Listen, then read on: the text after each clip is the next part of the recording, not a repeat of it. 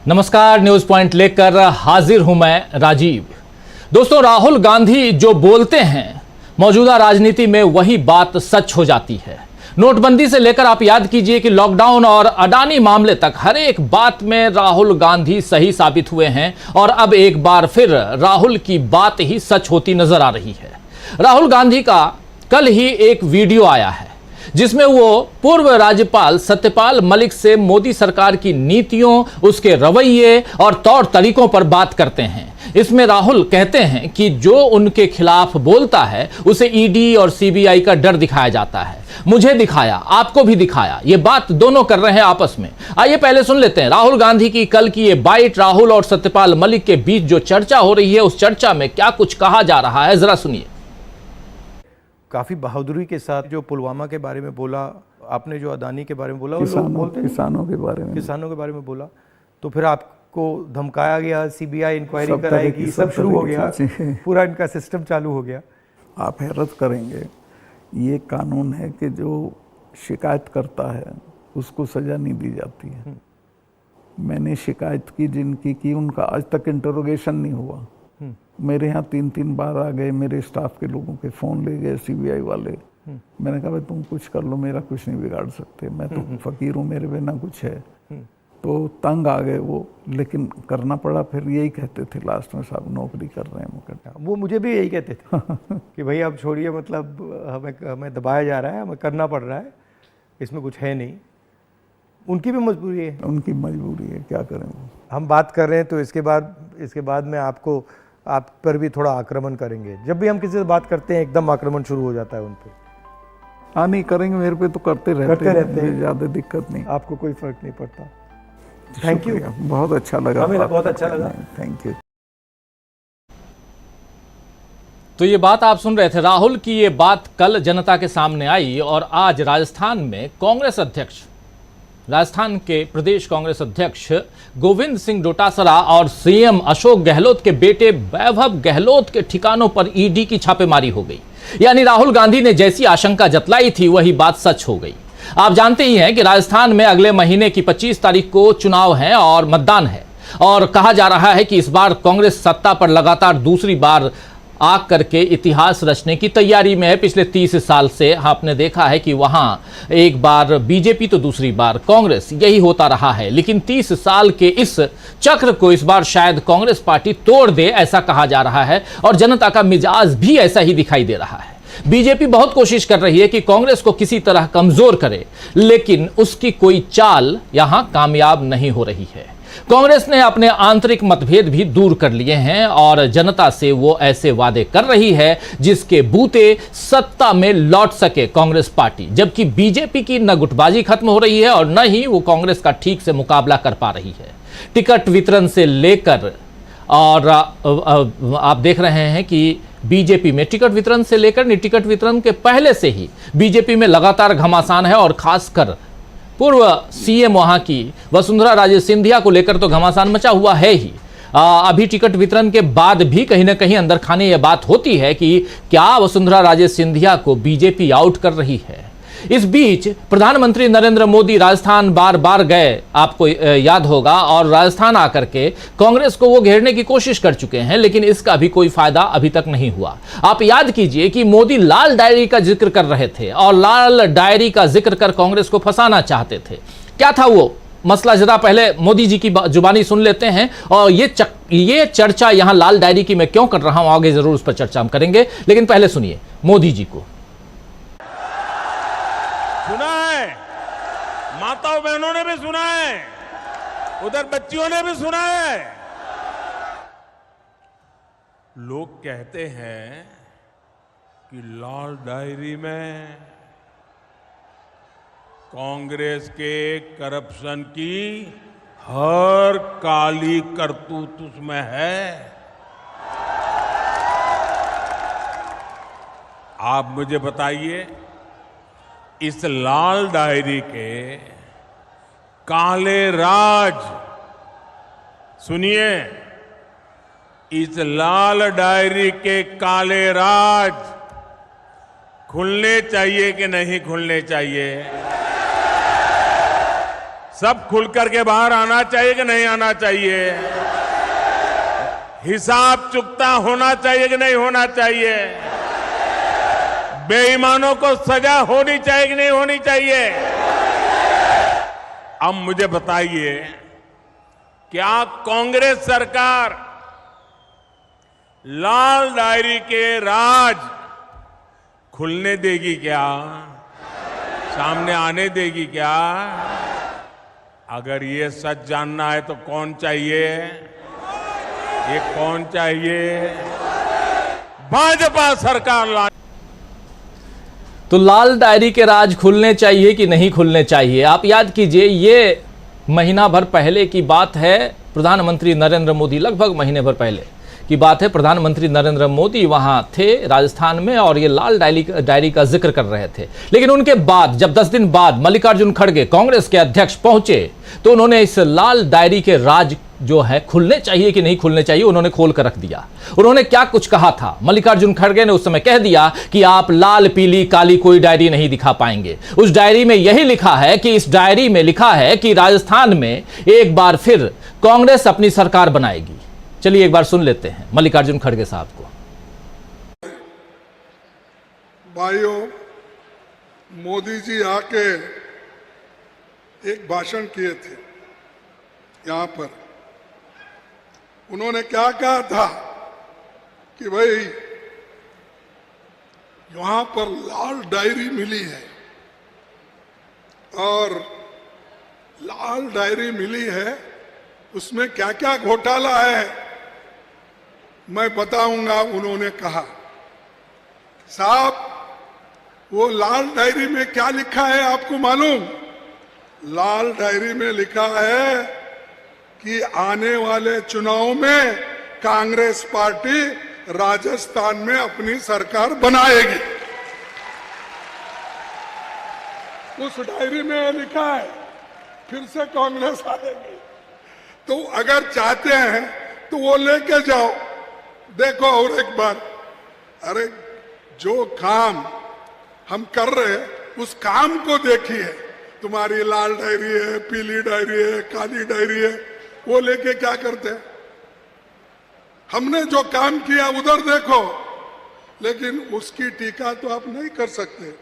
और लोगों से ये कहा आपने कि देखिए ये सरकार जो काम कर रही है और हमारे अशोक गहलोत के नेतृत्व में काम हो रहा है, इसको कितना मार्क्स देना, कितना मार्क्स देना? मैं तो 0 मार्क्स देता हूं, ऐसा मोदी साहब ने बोला।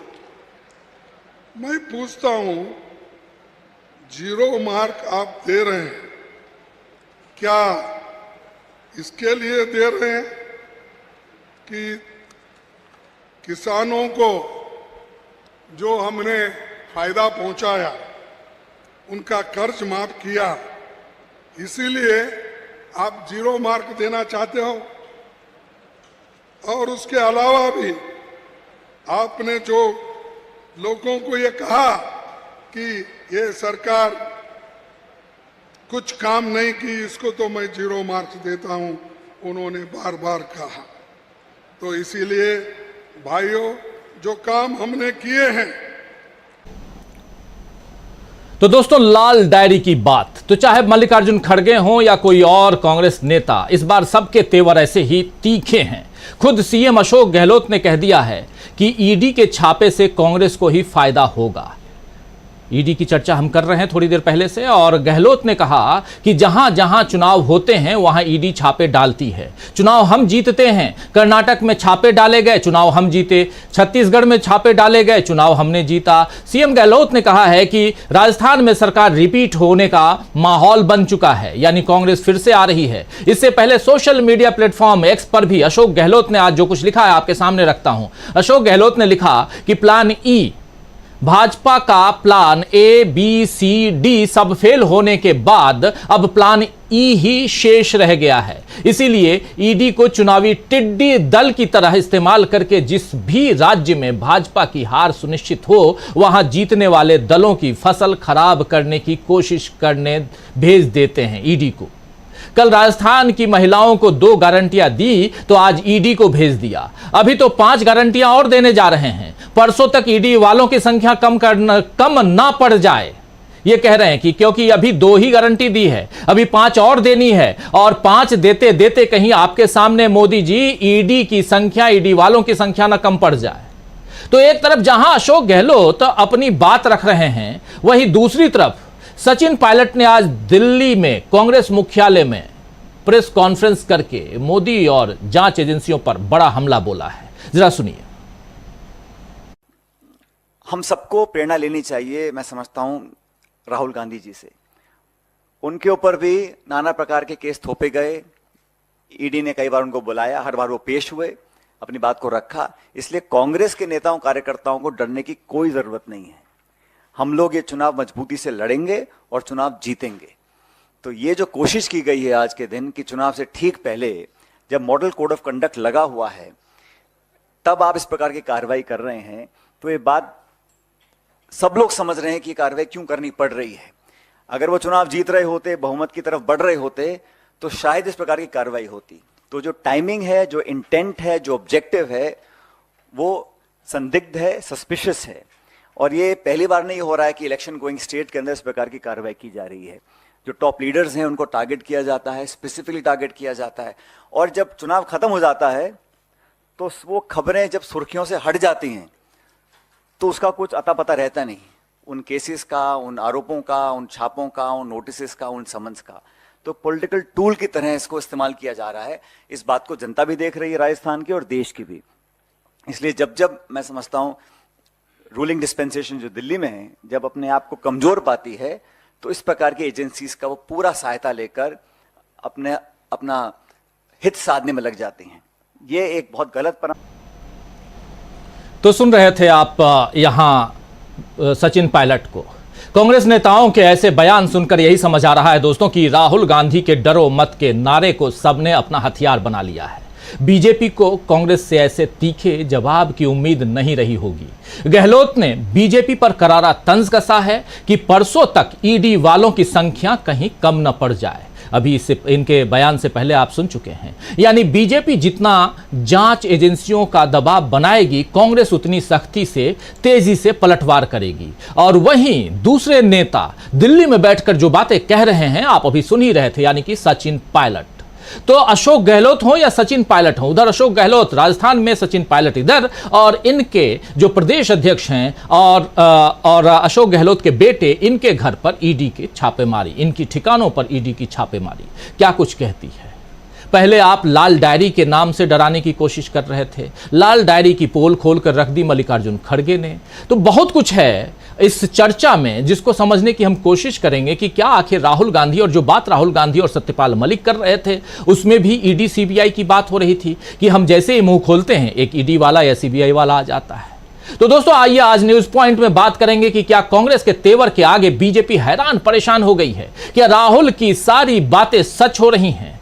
तो अगले चुनाव में बीजेपी की सत्ता जाने की बात भी कहीं सच न हो जाए, क्योंकि राहुल गांधी कह रहे हैं कि अगले चुनाव में बीजेपी वापस नहीं आ रही है। राहुल गांधी कह रहे हैं कि 5 चुनाव हम जीत रहे हैं। जब सारी बातें राहुल गांधी की सच हो रही हैं तो क्या आगे के जो बातें हैं राहुल गांधी की वो भी सच होने जा रही है। आइए इस चर्चा को आगे बढ़ाते हैं। हमारे साथ कुछ वरिष्ठ साथी जुड़े हुए हैं, उन सबसे आपका परिचय करवाता हूं और आगे बढ़ते हैं। देखिए इस वक्त हमारे साथ 6 वरिष्ठ साथी जुड़े हुए हैं। हमारे साथ प्रोफेसर अखिल स्वामी जी जुड़े हुए हैं, हमारे साथ विजय शंकर सिंह साहब जुड़े हुए हैं, हमारे साथ डॉक्टर प्रकाश हिंदुस्तानी जी हैं, डॉक्टर दीपक पाचपोर जी हैं, अमलेंदु उपाध्याय जी हैं, और उधर ग्वालियर से आज हमारे साथ जुड़े हुए हैं गजेंद्र इंगले जी। गजेंद्र इंगले जी, आपका स्वागत करता हूं इस कार्यक्रम में। पहले सीधा आना चाहता हूं प्रोफेसर अखिल स्वामी जी आपके पास ही, और फिर आगे बढ़ेंगे और ग्वालियर में क्या कुछ चल रहा है, चंबल और ग्वालियर का क्या हाल है ये समझेंगे। 2500 किलोमीटर से ज्यादा की यात्रा कर चुके हैं गजेंद्र इंगले मध्य प्रदेश के। मध्य प्रदेश से दो साथी हमारे जुड़े हुए हैं, डॉक्टर प्रकाश हिंदुस्तानी जी सीधे जुड़े हुए हैं इंदौर से, और इधर ग्वालियर से पहले बिंद का एरिया घूम करके आ चुके हैं, महाकौशल का एरिया घूम के आ चुके हैं, और अब गजेंद्र इंगले ग्वालियर चंबल में हैं, वहां का सूरत हाल हम समझेंगे उनसे। लेकिन जरा नाम प्रोफेसर अखिल स्वामी जी का ठीक कर लीजिए, और स्वामी जी सीधा आपके पास ही आना चाहता हूं। इधर हमारे साथी डॉक्टर प्रशांत टंडन जी अजमेर शरीफ पहुंच चुके हैं, अजमेर में हैं, और वहीं बगल में ही ये छापेमारी की बात जो आज हो रही थी, ईडी डोटासरा, वो बगल में ही है, ज्यादा दूरी नहीं है। और प्रशांत टंडन जी से भी समझेंगे कि आखिर राजस्थान में क्या कुछ चल रहा है। अजमेर में से सीधे जुड़े हुए हैं प्रशांत टंडन जी। पहले आना चाहता हूं प्रोफेसर अखिल स्वामी जी आपके पास, क्या कुछ देख रहे हैं आप, क्या कुछ समझ रहे हैं चुनाव में, जो यहां अशोक गहलोत कह रहे हैं, जो यहां पर सचिन पायलट कह रहे हैं, और एक दिन पहले सत्यपाल मलिक और राहुल गांधी ने यह बात कह दी थी। अब चुनाव की गिनती यानी वोटिंग की गिनती जो है वो उल्टी गिनती शुरू है, लेकिन उसमें ये कार्रवाइयां भी शुरू हैं, कैसे देखा जाए? देखिए राजीव जी, सबसे पहले तो मुझे ये लगता है ये हेडलाइन मैनेजमेंट का एक प्रयास है मोदी जी के द्वारा। देखिए जिस प्रकार से पूरे देश के अलग अलग कोनों से सूचनाएं मिल रही, डॉक्टर विकास चौधरी किशनगढ़ के राजस्थान के, जो वसुंधरा राजे जी के बहुत खास आदमी थे, बहुत अपने क्षेत्र में लोकप्रिय हैं, आज उन्होंने प्रियंका गांधी के सामने कांग्रेस को ज्वाइन कर लिया है। मध्य प्रदेश के अंदर उमा भारती जैसी ओबीसी नेता, एक बड़ी नेता, उन्होंने बिल्कुल चुनाव प्रक्रिया में और चुनाव के लिए प्रचार करने से इनकार कर दिया है। आप देखें तेलंगाना के अंदर जो पिछले बाईपोल के इलेक्शन में एसपी रेड्डी ने बीजेपी के टिकट पे चुनाव लड़ा था और अच्छा चुनाव लड़ा था, उन्होंने भी बीजेपी छोड़ दी है। आशा है एक दो दिन में वो कांग्रेस ज्वाइन कर लेंगे। पंजाब के अंदर सुनील जाखड़, अमरिंदर सिंह एक प्रकार से तैयार बैठे हैं। वो सुनील जाखड़ जो अध्यक्ष बने वहां पर, अमरिंदर सिंह जो एक प्रकार से ये प्राइस कैच जिसको माना गया, तो वास्तविकता में देखिए ये केवल हेडलाइन को चेंज करने का प्रयास कर रहे हैं कि आप लोग डिस्कशन करें ईडी रेट्स के बारे में। देखिए ये तो चुनाव आयोग को भी सोचना चाहिए।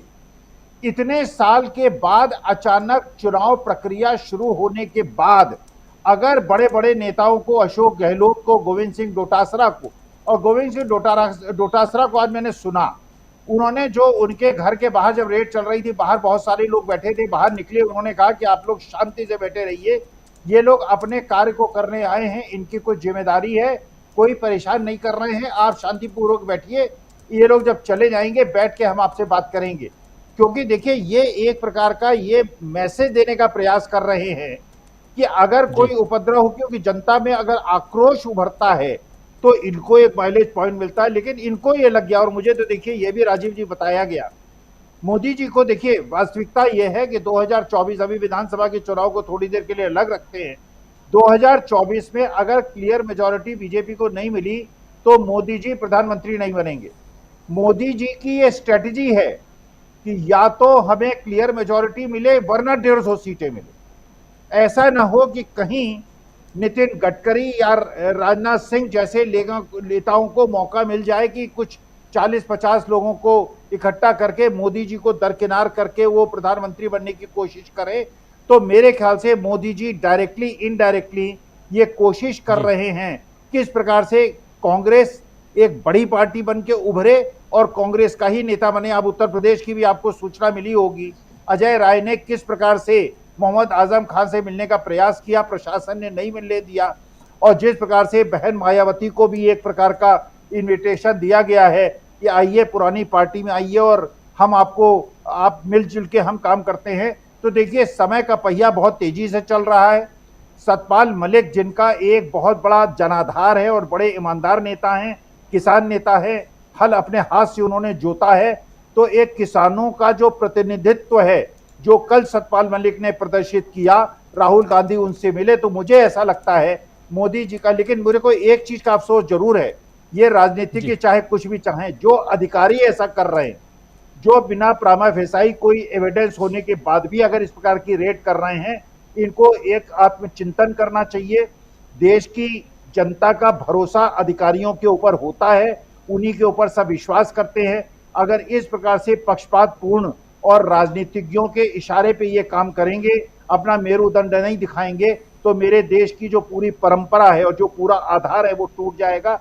इसलिए इन लोगों को आत्मचिंतन करना चाहिए। अपने परिवार, अपने बच्चों को चेहरा दिखाने के लिए इनको बताना चाहिए कि जो भ्रष्टाचारी बीजेपी के अंदर चले जाते हैं उनका ये रेड नहीं करते, अडानी जी से एक प्रश्न नहीं पूछते, और इस प्रकार से इलेक्शन के घोषित होने के बाद अगर इसकी रेड करते हैं, इसका मतलब ये हाथ का एक प्रकार के खिलौना बन गए हैं, और ये देश के लोकतंत्र के लिए और प्रजातंत्र के लिए और देश की व्यवस्था के लिए बहुत ही गलत संदेश है राजीव जी।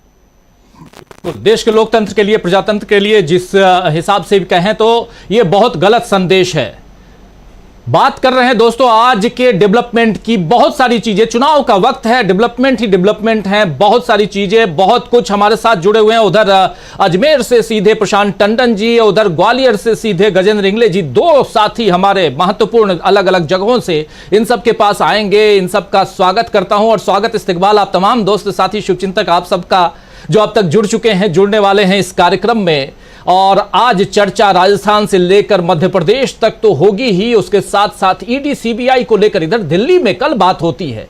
राहुल गांधी एक वीडियो जारी करते हैं, इंटरव्यू ले रहे हैं। उस वीडियो में राहुल गांधी अच्छी पत्रकारिता कर रहे हैं कहूं तो, क्योंकि वो जो भी काम कर रहे हैं और उसका वीडियो बनाकर अपने चैनल के जरिए ही एक वैकल्पिक व्यवस्था, एक पैरेलल, और उसमें भी इस वीडियो को भी जो आप कल राहुल गांधी ने जारी किया है, उसमें 28 मिनट के उस वीडियो में देखिए तो सोशल मीडिया को लेकर, मीडिया, मेन स्ट्रीम मीडिया को लेकर की जो तमाम बातें इन दोनों नेताओं के बीच हो रही हैं, बहुत इंपॉर्टेंट बातें हो रही हैं। और मीडिया को लेकर के कितनी चिंता जाहिर की जा रही है वो सब कुछ इसमें है। तो इसलिए राहुल गांधी यहां अपनी बात अपने अंदाज में रख रहे हैं। आप उनको दिखाइए ना दिखाइए, लेकिन लाखों लोगों तक उनकी बात पहुंच रही है, करोड़ों लोगों तक उनकी बात पहुंच रही है, यह साफ देख रहे हैं हम। लेकिन कुछ वैसे लोगों के बीच भी पहुंच रही है क्या? प्रशांत टंडन जी, आपके पास आना चाहता हूं, जो सीधी कार्रवाई कर देते हैं। राहुल गांधी की बाइट आप सुन रहे थे और आप अभी जहां पे हैं उससे कुछ ही दूरी पर ये सारी कार्रवाइयां हुई हैं। एक तरफ डोटासरा और दूसरी तरफ अशोक गहलोत के बेटे। आखिर आज ही ये करना क्या जरूरी था और इसकी क्या प्रतिक्रिया है शहर में? देखिए, मैं अजमेर तो अभी कुछ देर पहले पहुंचा हूं, तो अजमेर का हाल मैं कल बताऊंगा जब लोगों से बात करूंगा। और क्योंकि अजमेर बीजेपी का स्ट्रांग होल्ड है, यहाँ पे 8 विधानसभा की सीटें हैं, जिसमें से 5 बीजेपी के पास है, 2 कांग्रेस के पास और 1 निर्दलीय है। निर्दलीय राजस्थान में बड़ा अहम भूमिका निभाते हैं। लेकिन मैं आज के जो घटनाक्रम है इस पे बात करना चाहता हूँ। देखिए, ये इसका राजनीतिक पहलू क्या है? ठीक है, वो ईडी सीबीआई रेड मारी और इलेक्शन के प्रोसेस के बीच में रेड पड़ी है, और अशोक गहलोत के बेटे का तो कोई 12 साल पुराना एक मामला उठाया है, और डोटासरा का भी मामला जो है वो पुराना है। लेकिन इसका राजस्थान की राजनीति में क्या असर होने जा रहा है? राजीव जी, राजस्थान में डोटासरा, पहले हम जान ले कि डोटासरा जाट समाज से आते, जाट नेता है।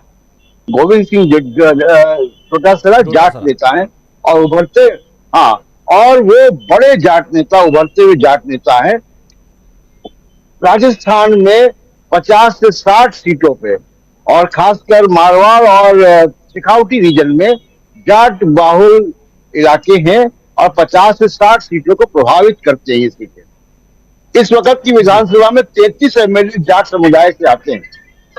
पारसराम मदेरना यहाँ बड़े जाट नेता थे, उनकी ग्रैंड डॉटर दिव्या मदेरना भी हैं। अभी आपने देखा था कुछ दिन पहले ज्योति मिर्धा जो जाट नेता की ग्रैंड डॉटर थी, उनको बीजेपी में शामिल किया गया। यहाँ पे जाट की अपनी एक पार्टी भी है।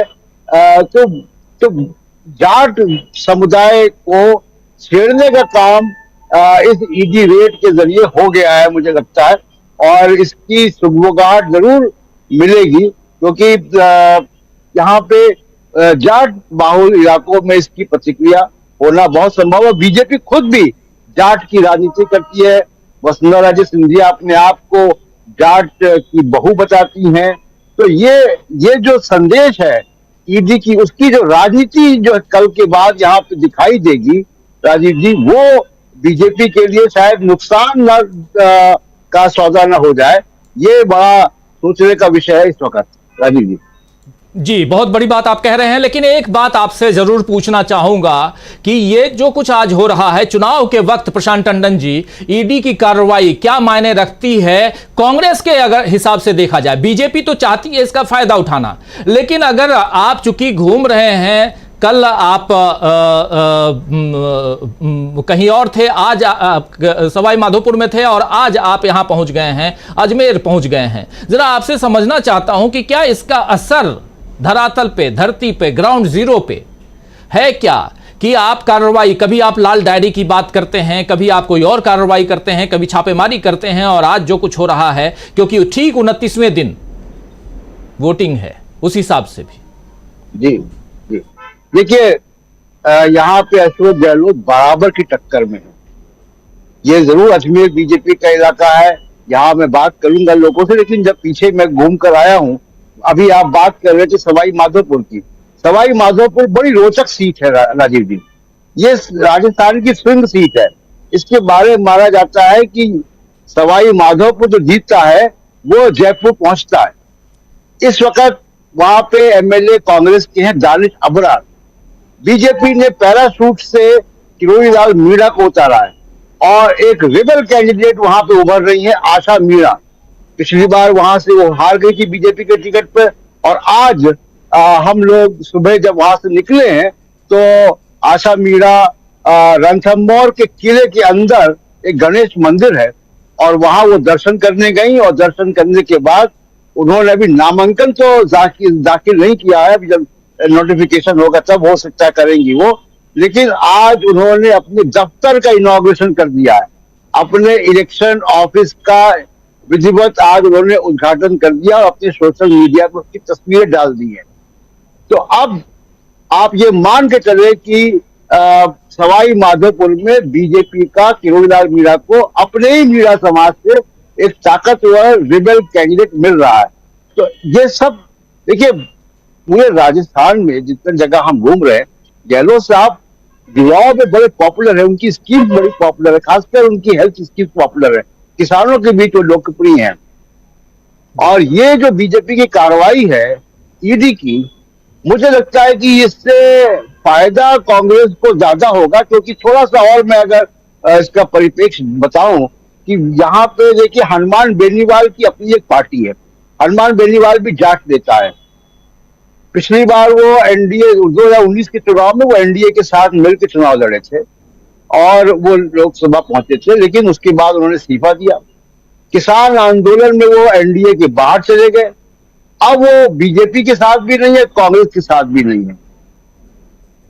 तो और दिव्या मदेरणा समेत गोविंद सिंह, ये सारे जो जाट नेता है वो कांग्रेस में जाट नेताओं की अच्छी एक परंपरा रही है। कभी कई विधायक आज भी हैं उनके। तो ये जो मुझे लगता है कि जो आज की रेड है, ये जाट समुदाय, क्योंकि बड़ा पॉलिटिकली सेंसिटिव समुदाय है, बहुत समय से वो मुख्यमंत्री बनने की भी अपने समुदाय की आस देख रहे हैं।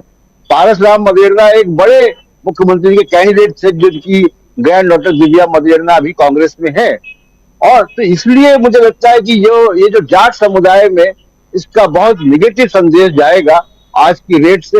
अब बीजेपी ने लगता है कि इसका पॉलिटिकल कैलकुलेशन जो है वो ठीक से नहीं किया, और ये रेड जो है लगता है जल्दबाजी में या कांग्रेस को परेशान करने के लिए डाली गई, लेकिन उसका जो पॉलिटिकल कैलकुलेशन है वो जब उनको समझ में आएगा तो लगेगा कि हाँ, ये नुकसान हो रहा है। जी बिल्कुल बिल्कुल, पॉलिटिकल कैलकुलेशन करना बहुत जरूरी है, और पॉलिटिकल कैलकुलेशन में अगर कहीं आपको नुकसान हो रहा है तो ये छोटी मोटी बात नहीं मानी जाएगी। हमारे साथ तमाम पत्रकार साथी मौजूद हैं। ग्वालियर से हमारे साथ गजेंद्र इंगले हैं, लेकिन ग्वालियर आने से पहले जरा इंदौर चलना चाहता हूं। और डॉक्टर प्रकाश हिंदुस्तानी जी, कैसे आप देख रहे हैं, क्या कहीं मध्य प्रदेश की चर्चा हम लगातार कर रहे हैं और ग्वालियर से तो खबर यही आ रही है कि वहां एंटी बीजेपी लहर है, और ये बात प्रशांत टंडन जी जब अभी 3 दिन पहले ग्वालियर में थे तो वो बता भी रहे थे, और आज गजेंद्र इंगले वहां हैं, उनसे भी समझेंगे। लेकिन मालवा रीजन जो गढ़ कहा जाता है बीजेपी का, आरएसएस का, और उधर से ही पदयात्रा निकली थी राहुल गांधी की, अब वो रीजन क्या कहता है? क्या इधर से जो ये जो लहर है वो जो आंधी है, या राहुल गांधी के शब्दों में कहें तो जो सुनामी है, वो वहां तक पहुंच चुका है क्या सुनामी, या दूसरी चीज, क्योंकि इधर राजस्थान की हवा भी उधर से आती है, तो वो भी समझना चाहता हूं कि राजस्थान में जो कुछ हो रहा है उसका असर भी है क्या, या मध्य प्रदेश में जो एंटी बीजेपी लहर है वो लहर थोड़ी सी उधर भी पहुंच रही है राजस्थान में। तो थोड़ा इस कैलकुलेशन को बताइए। लेकिन आपके पास आऊं उनसे पहले स्वागत करता हूं प्रोफेसर रविकांत जी हमारे साथ जुड़ चुके हैं। रविकांत जी, आपका स्वागत है इस कार्यक्रम में। और सीधा प्रोफेसर माफी चाहूंगा डॉक्टर प्रकाश हिंदुस्तानी जी। राजीव जी, राजस्थान में जो कुछ होता है मध्य प्रदेश में काफी असर पड़ता है, जैसे उत्तर प्रदेश की घटनाक्रम का भी बड़ा असर पड़ता है यहाँ, जो सीमावर्ती इलाके हैं। जब जब विधानसभा के चुनाव होते हैं, वहां जहां बीजेपी को हार का डर होता है, वहां ईडी और सीबीआई सक्रिय हो जाते हैं। लोगों ने पंजाब में देखा, हिमाचल प्रदेश में देखा, बंगाल में देखा, कर्नाटक में देखा, और अब राजस्थान में देख रहे हैं। जहां बीजेपी की जीत की संभावना कम होती है तो ईडी चालू हो जाता है मोदी जी का। तो एक तो संदेश सीधा सीधा ये है कि राजस्थान में बीजेपी हार रही है, वरना ये बातें नहीं होती। ये लोगों को लगता है कि बीजेपी अगर नहीं हार रही होती तो इस तरह की ईडी की छापामारी नहीं होती। और ईडी की छापामारी कब हो रही है? जब मुख्यमंत्री के बेटे राजनीतिक रूप से सक्रिय हो रहे हैं, पार्टी के अध्यक्ष, प्रदेश अध्यक्ष सक्रिय हैं, नामांकन भरे जा रहे हैं, चुनाव में केवल 29 दिन शेष हैं, ऐसे में ये सारी कार्रवाई हो रही है। इसका मतलब ये है कि बीजेपी डर रही है चुनाव से, राजस्थान में कहीं बीजेपी का पटिया उलाल न हो जाए, इस बात को लेकर डर रही है। जिस बात की बात कही जा रही है, ईडी को कितनी बार स्पेशल ऑपरेशन ग्रुप एसओजी वाले लिख चुके हैं कि संजीवनी क्रेडिट सोसाइटी की जांच कीजिए, उस कांड की जांच वो नहीं कर रहे हैं। और अब तक ऐसी कोई जानकारी दर्ज नहीं कि नेताओं के खिलाफ केस दर्ज किए जा चुके हैं। बगैर केस दर्ज किए इस तरह की कार्रवाई करना निहायत ही गैर कानूनी है, जो जानकारी मिली है उसके मुताबिक। एक और बात है कि जो जानकारी मुख्यमंत्री के बेटे को जो नोटिस मिला है वो 19 तारीख उस पर डली हुई है, लेकिन नोटिस कल शाम को मिला और कहा गया कि आज दिल्ली में उपस्थित हो। यानी कुल मिला के बीजेपी अपने ही जाल में फंसती जा रही है।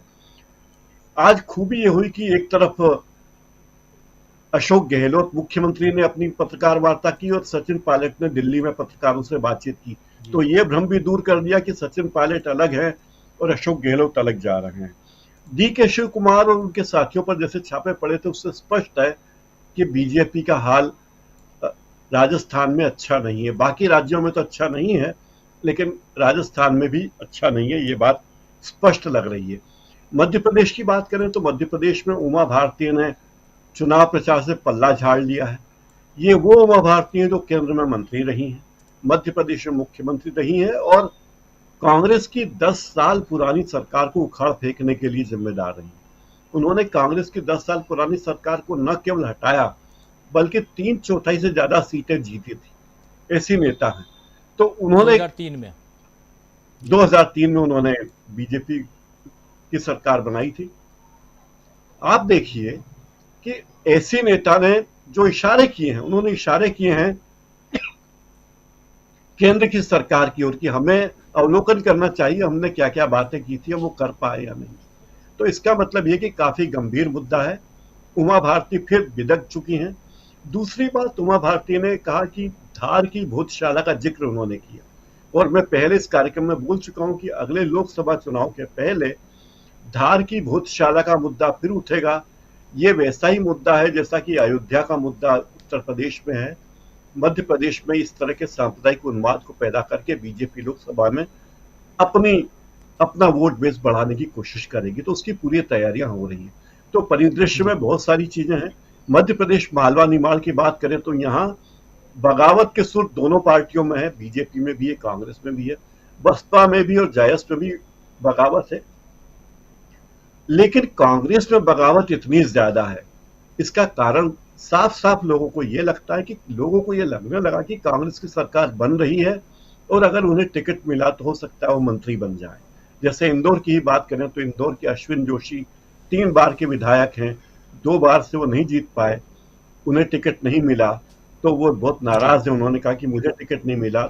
मतलब उनकी नाराजगी का कारण ये कि अगर मुझे टिकट मिलता तो मैं तो कैबिनेट मंत्री बनता, सीधा सीधा दावा उनका ये है। तो जो विद्रोह है, विद्रोह देखकर आम लोगों के मन में ये धारणा है कि अगर इतनी बगावत हो रही है कांग्रेस में, तो इसका कारण ये कि कांग्रेस सत्ता में आ रही है, वरना कांग्रेस के ही कार्यकर्ता बगावत पर उतारू नहीं होते। राजीव जी।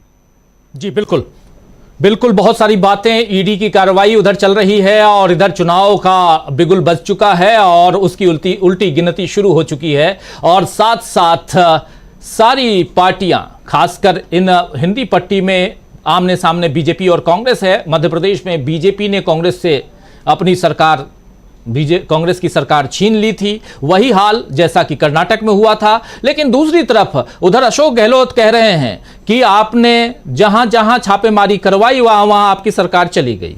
कर्नाटक ताजा तरीन उदाहरण है, छत्तीसगढ़ में भी वही हुआ और अब आप राजस्थान में भी कर रहे हैं। क्या इसका बेनिफिट बीजेपी को मिलेगा या कांग्रेस को मिलेगा, जैसा अशोक गहलोत कह रहे हैं? लेकिन दूसरी तरफ जो बात यहां रख रहे थे डॉक्टर प्रकाश हिंदुस्तानी जी, कि दूसरी तरफ सचिन पायलट इधर आते हैं, दिल्ली में प्रेस कॉन्फ्रेंस करते हैं, आपने सुन लिया उसकी एक वानगी, और उस प्रेस कॉन्फ्रेंस में उनसे ज्यादातर सवाल जो पूछे गए उनके, यानी सचिन पायलट और अशोक गहलोत के बीच के रिश्तों के बारे में पूछे गए। ये नहीं पूछा गया कि ईडी की कार्रवाई जिस पर वो प्रेस कॉन्फ्रेंस कर रहे थे उसमें क्या कुछ हुआ, उस पर क्या प्रतिक्रिया और लोगों की है, इस पर कोई बातचीत नहीं।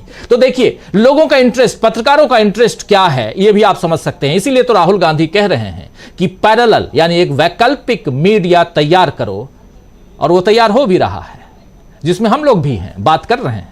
हालांकि हम मेन स्ट्रीम मीडिया में भी हैं, लेकिन उसके अलावा एक वैकल्पिक मीडिया जिसके जरिए हम आप तक पहुंच रहे हैं, ये बहुत इंपॉर्टेंट मीडियम है आप तक पहुंचने का। आना चाहता हूं जरा प्रोफेसर रविकांत जी, फिर आता हूं गजेंद्र इंगली साहब आपके पास। प्रोफेसर रविकांत जी, चुनाव के समय ये कार्रवाइयां जो हैं, ईडी की छापेमारी, सीबीआई या जो भी चल रहा है, इसके क्या मायने देखे जाएं? इसका कितना बेनिफिट वर्तमान सरकार उठा पाएगी? कोई भी सरकार रहे, चाहे बीजेपी की हो, कांग्रेस की हो या किसी भी मिलीजुली सरकार हो, चुनाव के समय ऐसी कार्रवाइयों पर क्या असर जनता के ऊपर होता है? इसका असर कितना होता है? क्या वोट में तब्दील कर पाते हैं? क्या आप ये बता पाते हैं कि हां, जिसके ऊपर कार्रवाई हुई है वो सचमुच भ्रष्ट है? और अगर भ्रष्टाचार की कसौटी पर तौला जाएगा लोगों को, तो बहुत भ्रष्टाचारी मिलेंगे सत्ता पक्ष में भी, विपक्ष की बात तो छोड़ दीजिए। राजीव जी, ये बदहवासी में किया गया ब्लंडर है जो भारतीय जनता पार्टी को बुरी तरीके से वहां नुकसान पहुंचाने जा रहा है। बीजेपी को, नरेंद्र मोदी को यह लगा था कि वो 4 राज्यों में तो जा ही रहे हैं, मिजोरम के तो मुख्यमंत्री उनके साथ बैठने के लिए तैयार नहीं, तेलंगाना उन्होंने छोड़ दिया, और इसलिए छोड़ दिया क्योंकि जमीन यह कह रही थी कि अगर बीजेपी चुनाव लड़ती है तो कांग्रेस बहुत आसान जीत प्राप्त करेगी। अब बचे 3 राज्य, छत्तीसगढ़, वहां पे आपका नाम लेवा कोई बचा नहीं। रमन सिंह को आपने किनारे लगा दिया, भूपेश बघेल, टीएस सिंहदेव की जोड़ी वहां कमाल कर रही है, वहां एंटी इनकम्बेंसी का कोई असर नहीं दिखाई पड़ रहा है। सोशल जस्टिस की पॉलिटिक्स बघेल साहब बहुत बढ़िया से कर रहे हैं। इधर मध्य प्रदेश में कमलनाथ और दिग्विजय सिंह की जोड़ी है, और सिर्फ फुटअव्वल बीजेपी में हो रहा है। शिवराज सिंह चौहान को आप किनारे लगा रहे हैं तो वो आपको किनारे लगाने पर आमादा है। पूछ भी लिया था चौहान साहब ने तो कि मोदी जी को प्रधानमंत्री बनना चाहिए कि नहीं बनना चाहिए। इधर नरेंद्र सिंह तोमर, मतलब मजबूर हो गए नरेंद्र मोदी सिंधिया को दामाद बनाने के लिए, बोले हमारा तो रिश्ता रोटी बेटी का है। सिंधिया साहब की ससुराल गुजरात में है ना, तो अब रोटी बेटी का रिश्ता छोड़ने को मजबूर हो गए नरेंद्र मोदी, जिनके नंबर 2 अमित शाह के सामने सिंधिया हाथ बांध करके खड़े हुए थे। ये मजबूरी मध्य प्रदेश में ले दे करके एक राज्य बचता था बीजेपी के पास कि जो उसे एक खुशी की लहर दे सकता था, जहां कमल खिल सकता था। लेकिन नरेंद्र मोदी ने यह ब्लंडर करके ये गेम कर दिया। और कहीं ये गेम अमित शाह का तो नहीं है दीपक जी, कुछ ये भी खेल तो नहीं चल रहा है भाई। ईडी को तो मुझे लगता है कि गृह मंत्रालय भेजता है, तो अमित शाह जी तो नहीं लगे हैं भांजने में कि जो एक मिल जा रहा था वो भी मोदी जी का जो सेहरा जो इतना सुंदर दिखता है ना, ये भी मौका न मिले तो ये भितरघात भी हो सकती है। गुज्जू भाई कहीं खेल तो नहीं कर रहे हैं, इस पर भी विचार कीजिए, क्योंकि वहां एक रवायत रही है राजस्थान में पिछले 30 साल से कि हर 5 साल पर सरकार बदलती है। अशोक गहलोत माने कांग्रेस पार्टी की सरकार थी, लोग बीजेपी को भी थोड़ा देख रहे थे, वो बस लिख करके मैं कह रहा हूं कि अब आप लिख करके ले लीजिए कि राजस्थान भी गया, जहां पर नैया थोड़ा सा बच सकती थी, वो हिचकोले ले रही थी, अब तो अमित शाह ने डुबो दिया उसको। अशोक गहलोत सचिन पायलट की जोड़ी मजबूती के साथ लड़ रही है, उनके रहे होंगे कभी मतभेद, लेकिन आज खुद सचिन पायलट ने मोर्चा संभाला, उन्होंने प्रेस कॉन्फ्रेंस की। सचिन पायलट जो भी चर्चा हमारे पैनलिस्ट कर रहे थे कि वहां पे जाट बहुत लंबे समय से मुख्यमंत्री होने के लिए, मुख्यमंत्री अपना देखने के लिए बेताब था, उस पर आपने हमला कर दिया। और जाट लड़ाका कौम है राजीव जी, वो बख्शती नहीं है। और ये किसको नहीं पता है, ईडी का चाबुक आप कब चला रहे हैं, टाइमिंग क्या है, जब वहां वोटिंग होनी है, आचार संहिता लगी है, किसको बेवकूफ बना रहे हैं। अब वो जनता वो जान गई है ना कि मोदी जी जो खेल करते हैं 0.4% का तो ईडी का रिकॉर्ड है। तो अब मुझे लगता है कि ये खेल तो अमित शाह कर गए मोदी जी के साथ, वो एक मौका उनको वो सेहरा पहनने का भी नहीं देना चाहते। और इससे अशोक गहलोत की जो पार्टी है, जो कांग्रेस पार्टी है, वो मजबूत हो रही है। और राहुल गांधी ने जो कहा था कि ये सब डर करके जो ईडी, सीबीआई, इनकम टैक्स इनका इस्तेमाल करते हैं, वो सामने दिख रहा है। जी राजीव जी बिल्कुल, राहुल गांधी की बात यहां सच हो रही है, तो क्या वो बात भी सच होगी कि ये 5 राज्यों में तो हम जीत ही रहे हैं, 2024 में मोदी जी नहीं आएंगे। ये बात सत्यपाल मलिक ने भी और राहुल गांधी ने भी कही कल, उनके आप उस इंटरव्यू में देख लीजिए। और उसके अलावा ईडी, सीबीआई की बात तो हो ही रही है। तो क्या जितनी बातें यहाँ राहुल गांधी के जरिए सामने आ रही हैं, उन बातों पर मुहर लगती जा रही है? और क्या यहाँ बीजेपी खुद को हैरान, परेशान और फंसती हुई दिखाई दे रही है? यही समझने की कोशिश कर रहे हैं। हमारे साथ उधर ग्वालियर से जुड़े हुए हैं गजेंद्र इंगले जी। गजेंद्र जी, आपके पास आना चाहता हूं सीधा। कितने किलोमीटर की यात्रा आप कर लिए मध्य प्रदेश में, और अब जब आप पहुंचे हैं तो यहां क्या कुछ देख रहे हैं? विंध्य से महाकौशल से विंध्य, विंध्य से इधर फिर ग्वालियर, क्या कुछ दिखाई दे रहा है? बीजेपी की सरकार रह रही है या जा रही है? हमारे तमाम साथी प्रोफेसर रविकांत जी और उनसे पहले उधर राजस्थान से जुड़े हुए हैं, अजमेर से जुड़े हुए हैं प्रशांत टंडन जी। राजस्थान का सूरत हाल जो है वो उस पर हम लोग चर्चा कर रहे हैं, लेकिन यहाँ मध्य प्रदेश से आप जुड़े हुए हैं और डॉक्टर प्रकाश हिंदुस्तानी जी जुड़े हुए हैं। प्रकाश हिंदुस्तानी जी जो बात कह रहे थे आप सुन लिए। आपसे जरा समझूं कि यहाँ ग्वालियर में सिंधिया महाराज जो हैं उनका जलवा कायम रहेगा या इस बार साफ होने वाला है? देखिए, सबसे पहले तो मैं आपको बता दूं कि जो हम बात कर रहे हैं कि आप अभी सब जगह चर्चा कर रहे थे कि ईडी का क्या इफेक्ट होने वाला है, तो थोड़ा सा मैं उस पर भी चर्चा करना चाहूंगा, क्योंकि मैं काफी लंबे क्षेत्र में लगभग 2500 किलोमीटर की यात्रा करके आया हूं, जिसमें मैंने महाकौशल और विंध्य के लगभग 8 जिलों को कवर किया, 20 विधानसभाओं को कवर करी। काफी सारे लोगों से अनौपचारिक हुई, उसमें काफी सारे व्यापारियों से भी चर्चा हुई, जिसमें ईडी की जो कार्रवाई हो रही है, ईडी का जो चाबुक चल रहा है, उसके ऊपर भी मैंने चर्चा करी। तो उसमें यही निकल के आया कि देखिए, ईडी का जो एक ये गेम खेल रही है भाजपा, इसका भी कहीं ना कहीं नेगेटिव इफेक्ट जो है भाजपा को इसका मिलने वाला है। उसको भाजपा को खामियाजा भुगतना पड़ेगा, क्योंकि जनता भी अब ये जान चुकी है कि जानबूझकर दबाने के लिए ईडी का दुरुपयोग किया जा रहा है। और जिस जनता का जो है एक भावनात्मक सपोर्ट अब जो है वो इस तरह से मिल सकता है कांग्रेस के उन कार्यकर्ता नेताओं को जिन पे ईडी की। तो एक ये पक्ष है। और बात हम कर लेते हैं कि अभी ग्वालियर हम आ चुके हैं, तो ग्वालियर चंबल क्षेत्र में आप कह रहे हैं कि भाई सिंधिया जी का क्या वही जलवा कायम है। देखिए, यदि सिंधिया जी का जलवा कायम होता तो एक बहुत बड़ी बात है कि वो पिछला अपना लोकसभा चुनाव गुना क्षेत्र से नहीं हारते, जो कि उनकी एक परंपरागत सीट मानी जाती है। ऐसा भी नहीं कि उन्होंने सीट बदली थी। जब परंपरागत सीट ही हार गए, इसका मतलब कहीं ना कहीं उनके खुद के व्यक्तित्व में उतना जादू नहीं रहा। अब वो पार्टी बदल चुके हैं, भाजपा में आ चुके हैं। अभी निश्चित बात है कि भाजपा उनको सर पे बैठा रही है। मोदी जी ने भी कहा कि वो हमारे दामाद हैं। मोदी जी का स्कूल में जाना मतलब आप समझ लीजिए कि काफी सारे अन्य नेताओं को दरकिनार करते हुए सिंधिया जी को ज्यादा तवज्जो भाजपा में तो थी, लेकिन चुनाव जीता जाता है जब जनता तवज्जो देती है, जब जनता सिर पे बैठाती है। लेकिन अभी मैं आपको बता दूं कि पूरे ग्वालियर चंबल क्षेत्र में ऐसी कहीं कोई स्थिति नहीं दिखाई दे रही है। जहां पे भी जाइए वहां जनता यही कहती है कि सिंधिया नाम का कोई जादू नहीं है। ये एक बहुत बड़ा परिवर्तन आया है। आज तक हम देखें तो पूरे सिंधिया परिवार का यहाँ पर कोई ना कोई जो भी व्यक्ति राजनीति में रहे हैं उनका वर्चस्व हमेशा इस क्षेत्र पे रहा है।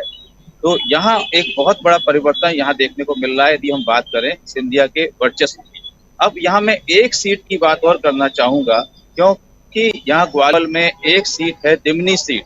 यहाँ पर बीजेपी ने अपने केंद्रीय मंत्री नरेंद्र सिंह तोमर को उतारा हुआ है। अभी जैसे ही मैं आज ग्वालियर आया तो मैंने अपने पत्रकार मित्र और यहाँ के जितने भी पॉलिटिकल एनालिस्ट हैं और जो दिमनी और अंबा क्षेत्र से संपर्क रखते हैं उनसे मैंने इस विषय पर चर्चा की कि वहां पर चुनावी समीकरण क्या बन रहे हैं। तो देखिए वहां से भी बहुत चौंकाने वाले परिणाम आ सकते हैं। जो हम चर्चा कर रहे थे कि केंद्र ने या मोदी अमित शाह की जोड़ी ने कई सारे मंत्रियों को निपटा दिया जिसमें नरेंद्र सिंह तोमर का भी नाम था, तो अब ऐसे ही बनते नजर आ रहे हैं क्योंकि नरेंद्र सिंह तोमर बहुत मुश्किल में हैं। देखिए वहां दिमनी सीट पे 3 तोमर खड़े हुए हैं। जातिगत समीकरण हम देखें तो वहां पर ठाकुर बाहुल्य भी है और साथ में ब्राह्मण कोट भी है। यदि हम ठाकुर बाहुल्य देखें तो 3 तोमर खड़े हुए हैं। आपके रविंद्र तोमर हैं जो कांग्रेस से खड़े हुए हैं, सुरेंद्र तोमर हैं जो आम आदमी पार्टी से खड़े हुए हैं और नरेंद्र सिंह तोमर केंद्रीय मंत्री हैं जो भाजपा से खड़े हुए हैं। तो जो आपका ठाकुर वोट है वो 3 भागों में बढ़ सकता है और इसका बलबीर डंडोतिया को मिल सकता है क्योंकि ब्राह्मण वोटों पर उनका अच्छा खासा कब्जा है, अच्छा खासा प्रभाव है। तो यहाँ पर मुकाबला बहुत ही दिलचस्प देखने को मिल सकता है और यहाँ बिल्कुल स्पष्ट रूप से ये नजर आ रहा है कि कहीं ना कहीं केंद्रीय मंत्री नरेंद्र सिंह तोमर जो है वो मुश्किल में है। इसके ये बहुत अलावा बड़ी बात हम और आप बात करें, बहुत बड़ी बात कह रहे हैं कि नरेंद्र सिंह तोमर केंद्रीय मंत्री हैं, कद्दावर नेता हैं, अगर वो मुश्किल में हैं, क्या वो निपट रहे हैं या उन्हें निपटाया जा रहा है केंद्र से भेजकर? ये एक बड़ा सवाल है। कुछ और जोड़ना चाहते थे आप, जोड़िए और फिर जल्दी से अपने दूसरे साथियों के पास आता हूं। देखिए बाकी भी सीटें जो यहाँ पर हैं उसमें भाजपा की जो खींचतान है, क्योंकि देखिए कई सीटें सिंधिया समर्थक को दी गई हैं।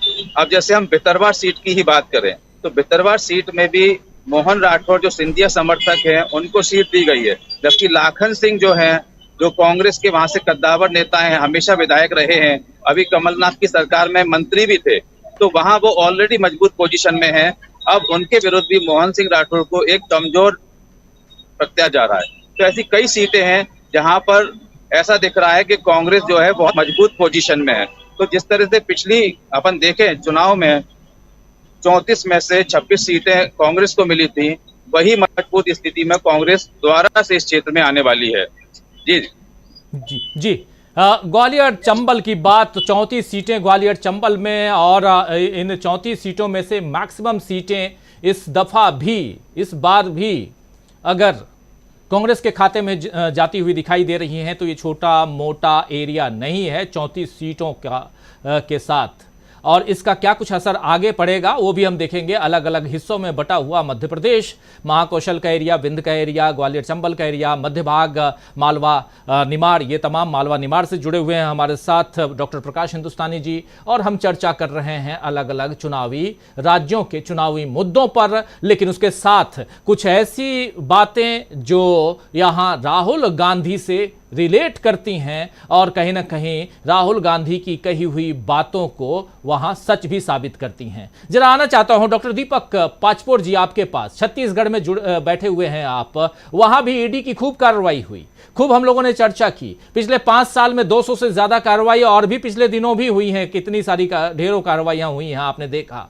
और लेकिन इधर अशोक गहलोत, उधर छत्तीसगढ़ के मुख्यमंत्री भूपेश बघेल भी कहते हैं कि जितना आपको जितनी कार्रवाइयां करनी हो, जितनी छापेमारी करनी हो ईडी सीबीआई की आप कर लीजिए, हमारी सरकार उतनी मजबूत होगी। तो ये जो होता है कि ये कई बार अगर आप किसी के ऊपर अत्याचार पे अत्याचार करते रहते हैं तो जनता भी देखती है। चलिए आप ईडी सीबीआई की कार्रवाई को मैं इस अत्याचार वर्ड से मुक्त भी कर दूं, लेकिन उसके बाद भी जो बातें यहां ये दोनों नेता कह रहे हैं, चाहे उधर भूपेश बघेल, इधर अशोक गहलोत, और दिल्ली में आज प्रेस कॉन्फ्रेंस करते हुए सचिन पायलट, इनकी बातों में कितना दम देखा जाए? जी निश्चित रूप से देखिए, जो आप कह रहे हैं कि भारतीय जनता पार्टी की समस्या बढ़ने का एक कारण ये है कि ईडी की वो मदद तो ले रही है, लेकिन वैसे वैसे ईडी का डर भी दूर हो रहा है और उल्टे उसको कांग्रेस को उसका फायदा भी मिलता जा रहा है। मतलब आज जिस तरीके से सचिन ने आके दिल्ली में प्रेस कॉन्फ्रेंस की, उसने तमाम तरह की जो चीजें थी, जो कुछ थोड़ा बहुत जो डिफरेंसेस बताने की बात हो रही थी, वो सब खत्म हो गया। देखिए वहां पर गहलोत साहब के जो पुत्र है वैभव गहलोत, उनके यहाँ छापा पड़ा। आपको याद होगा कुछ दिन पहले कमलनाथ के पुत्र नकुल नाथ के यहाँ भी छापे पड़े थे, जो छिंदवाड़ा से चुनाव भी लड़ रहे हैं। अब मैं बहुत बेसब्री से इंतजार कर रहा हूँ, छत्तीसगढ़ में हमारे मुख्यमंत्री भूपेश बघेल हैं, उनके जो पुत्र हैं चैतन्य बघेल, लेकिन उनके यहाँ इससे छापा नहीं पड़ सकता कि एक तो राजनीति से दूर है और अपना खेती किसानी के काम में लगे रहते हैं, और खेती की भी जो आय है वो आयकर से मुक्त है। तो मुझे नहीं लगता कि ये जो जांच एजेंसी है वो कम से कम छत्तीसगढ़ के मुख्यमंत्री के पुत्र तक पहुंच सकती है।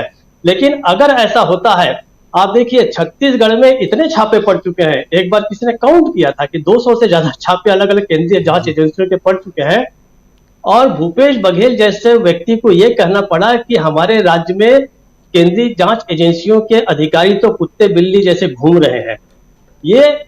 ये भारतीय जनता पार्टी, मोदी, शाह, इनके सोचने की बात नहीं है, ये केंद्रीय जांच एजेंसियों के अधिकारियों की सोचने की बात है।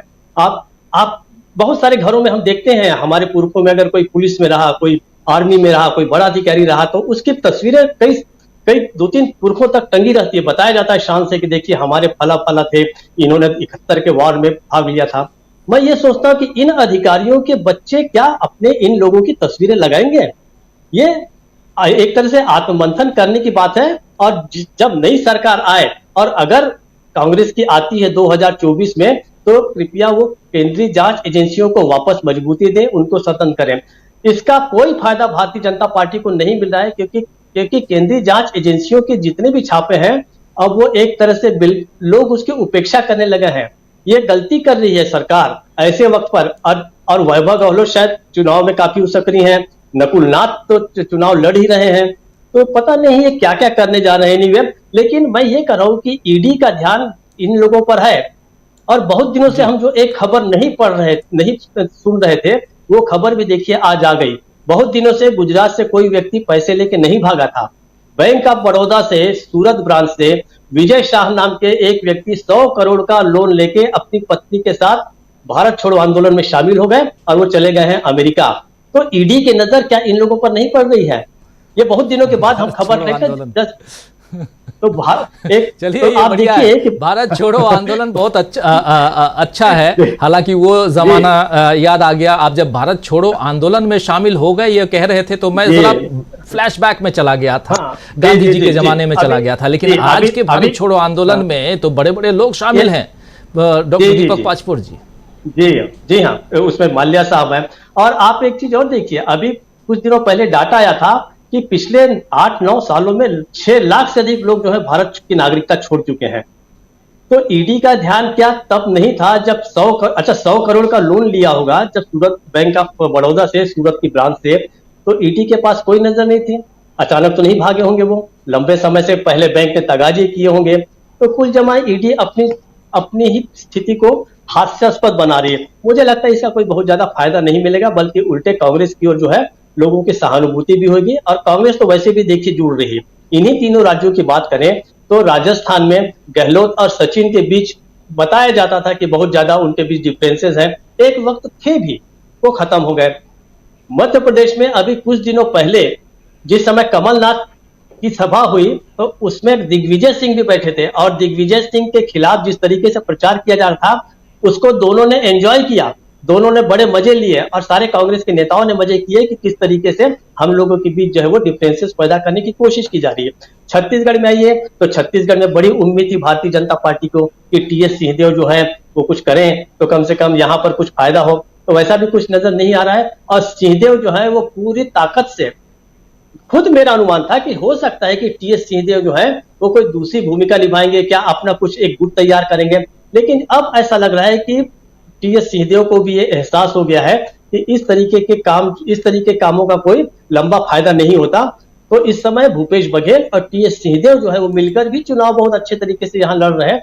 मुझे ऐसा लगता है कि ईडी जो है, पहले ऐसा लगता था कि भारतीय जनता पार्टी के पक्ष में काम कर रही है, लेकिन जिस हिसाब से छापे मार रही है, ऐसा लग रहा है कि कांग्रेस की मदद कर रही है। कांग्रेस यूनाइट भी हो रही है और कांग्रेस की जो हिम्मत है वो लगातार बढ़ती जा रही है। राजीव जी, कांग्रेस की मदद कर रही है ईडी।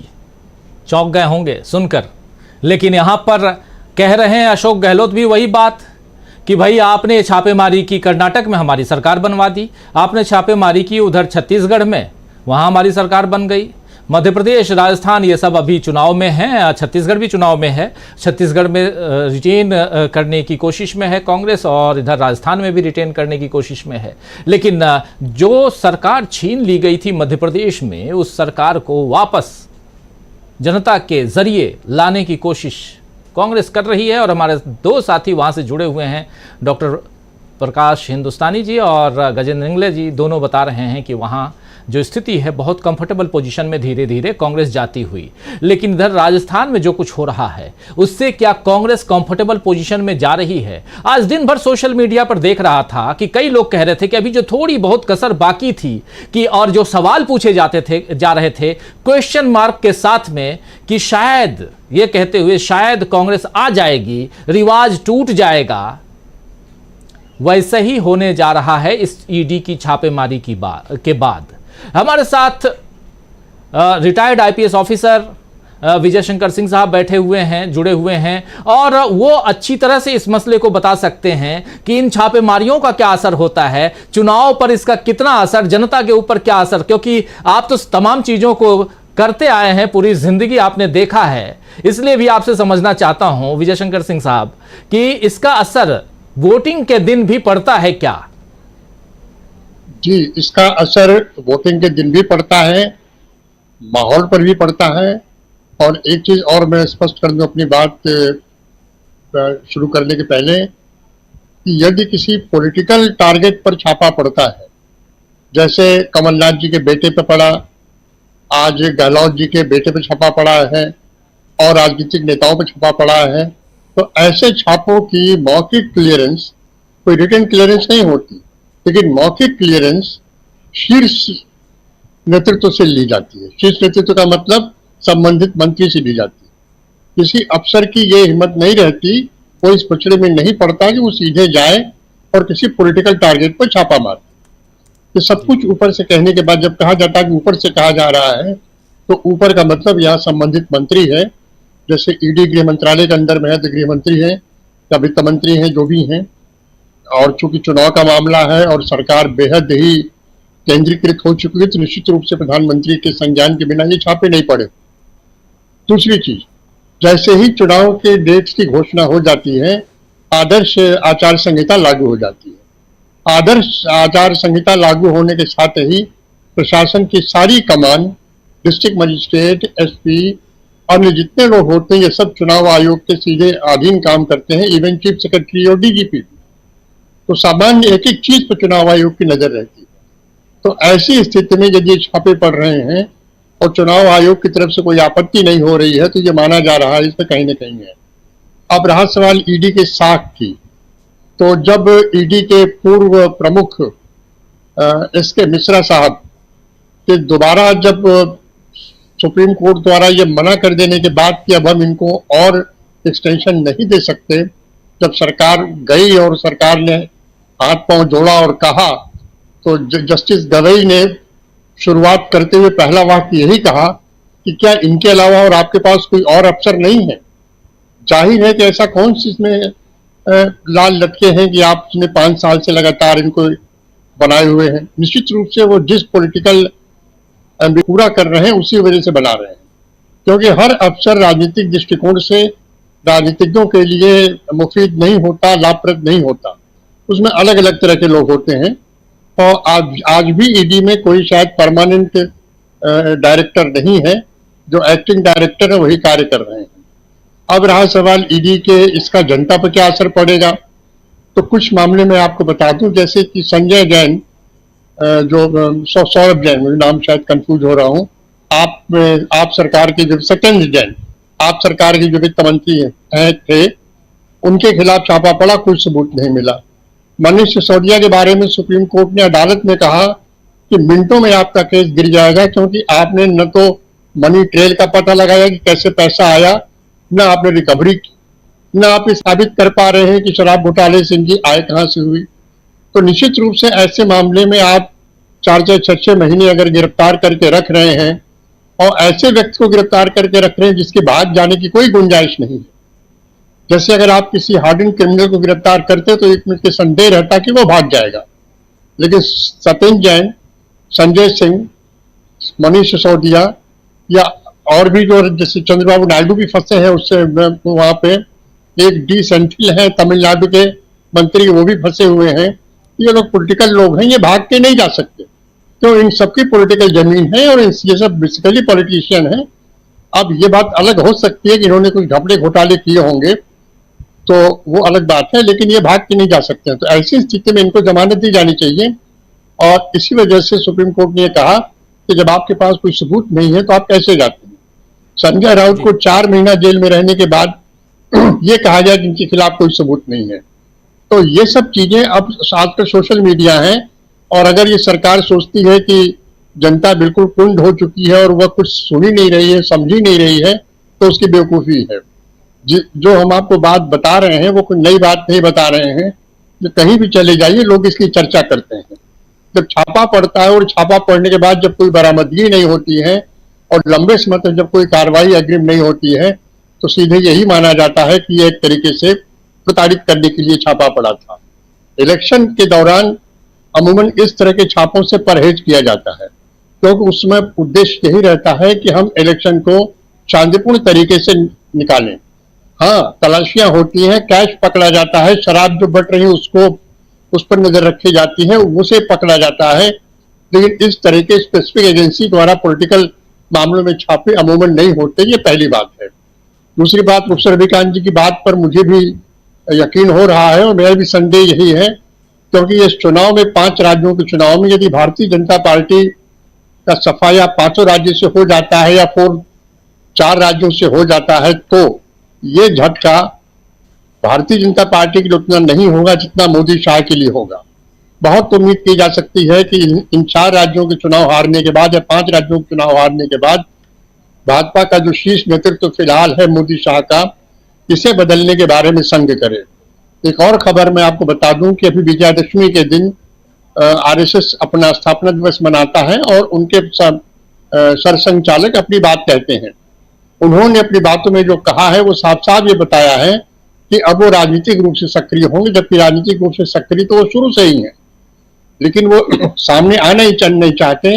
ये एक तरह की गैर जिम्मेदारी वाली बात है कि आप राजनीति को निर्देशित भी करना चाहते हैं और राजनीति के कीचड़ से भी दूर रहना चाहते हैं, लेकिन अब ये चीजें खुल गई हैं, तो आने वाला चुनाव मोदी शाह जी के लिए ज्यादा बड़ी चुनौती होगा, भारतीय जनता पार्टी की भी ज्यादा दुर्गत करेगा। और मेरा भी यही मानना है कि ये ईडी का जो छापा पड़ रहा है, चाहे छत्तीसगढ़ में पड़ा हो चाहे राजस्थान में पड़ा हो, ये एक तरीके से बूमरैंग करेगा और भारतीय जनता पार्टी के लिए यह ज्यादा नुकसानदेह हो।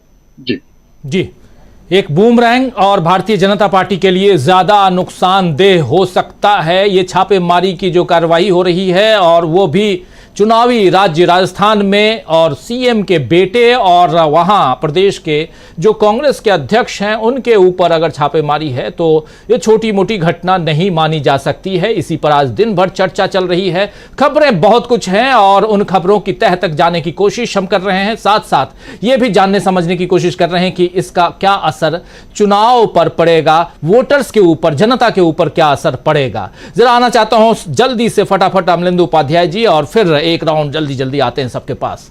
अमलेंदु उपाध्याय जी, कितना असर पड़ता हुआ देख रहे हैं आप इन कार्रवाइयों का?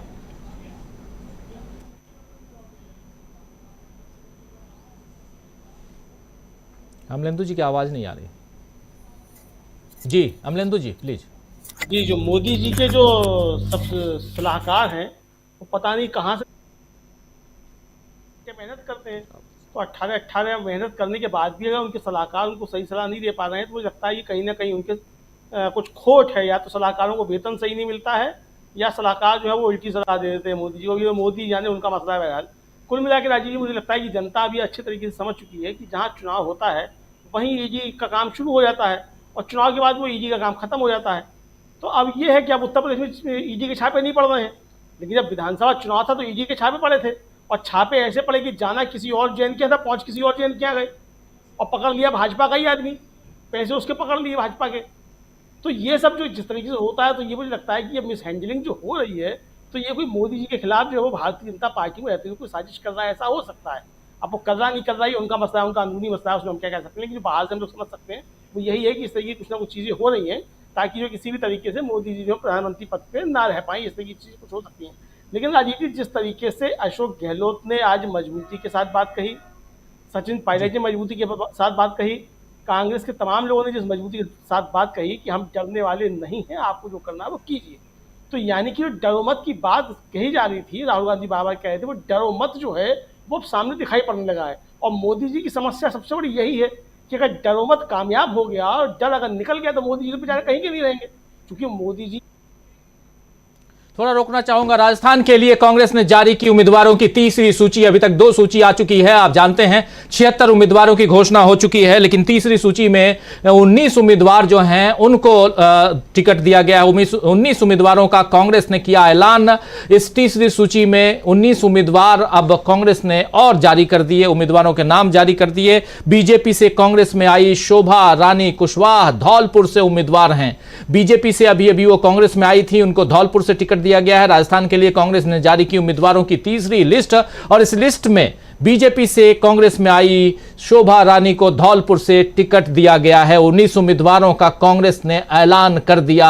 अभी हम राजस्थान की चर्चा कर रहे हैं। राजस्थान में आप देखिए, बीजेपी से कांग्रेस में आई शोभा रानी कुशवाहा धौलपुर से उनको टिकट दिया गया है, और तीसरी सूची आ चुकी है कांग्रेस की। यह बड़ी खबर इस वक्त की, और ऐसी सूची अभी और आना बाकी है, क्योंकि 200 सीटें हैं, 76 पहले और 19 अभी। तो आप समझ सकते हैं कि 95 उम्मीदवारों की लिस्ट जो है ये अब सामने है, नाम उनके सामने हैं, और इनमें मैक्सिमम जो कद्दावर कांग्रेस के नेता उनका नाम यहां शामिल है। पहली लिस्ट में ही मुख्यमंत्री का नाम, प्रदेश अध्यक्ष का नाम, सचिन पायलट का नाम, ऐसे तमाम नेताओं के नाम यहां पहली लिस्ट से है, और ये लिस्ट आ चुकी है। 19 उम्मीदवारों की सूची है। जरा इसको एक्सपोज कर सकते हैं तो ऊपर से जरा नीचे तक दिखाइए, और देखिए तारानगर से, उसके बाद रतनगढ़, फिर सूरजगढ़, ये तमाम सीकर से भी हैं, बागरू से है, नागर से, ये तमाम, आप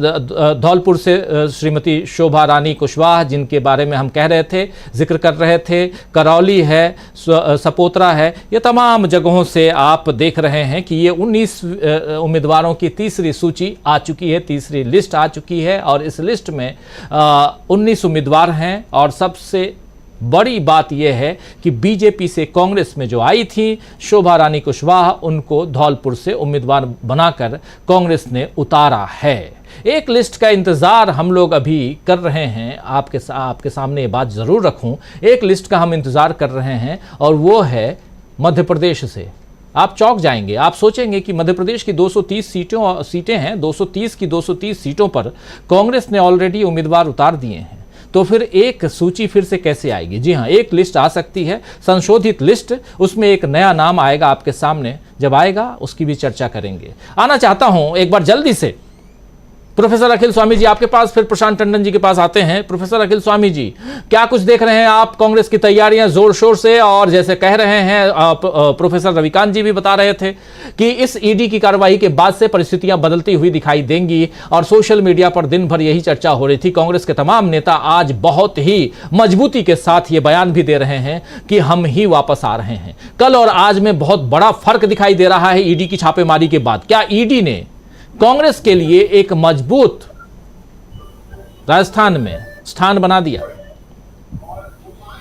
देखिए राजीव जी, बीजेपी के रणनीतिकार और सलाहकार जो राय दे रहे हैं उसका संदर्भ लेके मुझे एक किस्सा याद आ रहा है। एक बार क्या हुआ, शेयर मार्केट के बहुत एक्सपर्ट्स एक कॉन्फ्रेंस कर रहे थे। एक व्यक्ति खड़ा हुआ और उसने कहा कि साहब, आप लोगों की राय मैं CNBC, आवाज, जी बिजनेस वगैरह में सुनता हूं और मुझे बड़ा फायदा हुआ। तो बड़े खुश हुए जो सलाहकार थे और रणनीतिकार थे। उन्होंने कहा, भाई ये बताओ कैसे फायदा हुआ, तुम क्या सुनते हो, कैसे करते हो? उन्होंने कहा, साहब जो आप कहते हैं बेचो मैं खरीदता हूं, जो आप कहते हैं खरीदो मैं बेचता हूं। तो यही मुझे लग रहा है कि आज बीजेपी की रणनीति है। बीजेपी के रणनीतिकार, राजनीतिकार, जो इनके सलाहकार हैं, उनको क्या हो गया है? वो सारी राय वो दे रहे हैं जो बीजेपी के लिए हारने का साधन इकट्ठा कर रहे। और एक चीज नोट कर लीजिएगा, आपके लोग जो है जो इंदौर जाएंगे, इंदौर वन में अपने इतने बड़े नेता को कैलाश विजयवर्गीय बहुत बुरी तरह हार रहे हैं और संजय शुक्ला बहुत अच्छी तरह से जीत रहे हैं। इंदौर वन की जनता खुलेआम ये कह रही है कि जो विजयवर्गीय जी हैं वो नेता हैं और संजय शुक्ला बेटा है।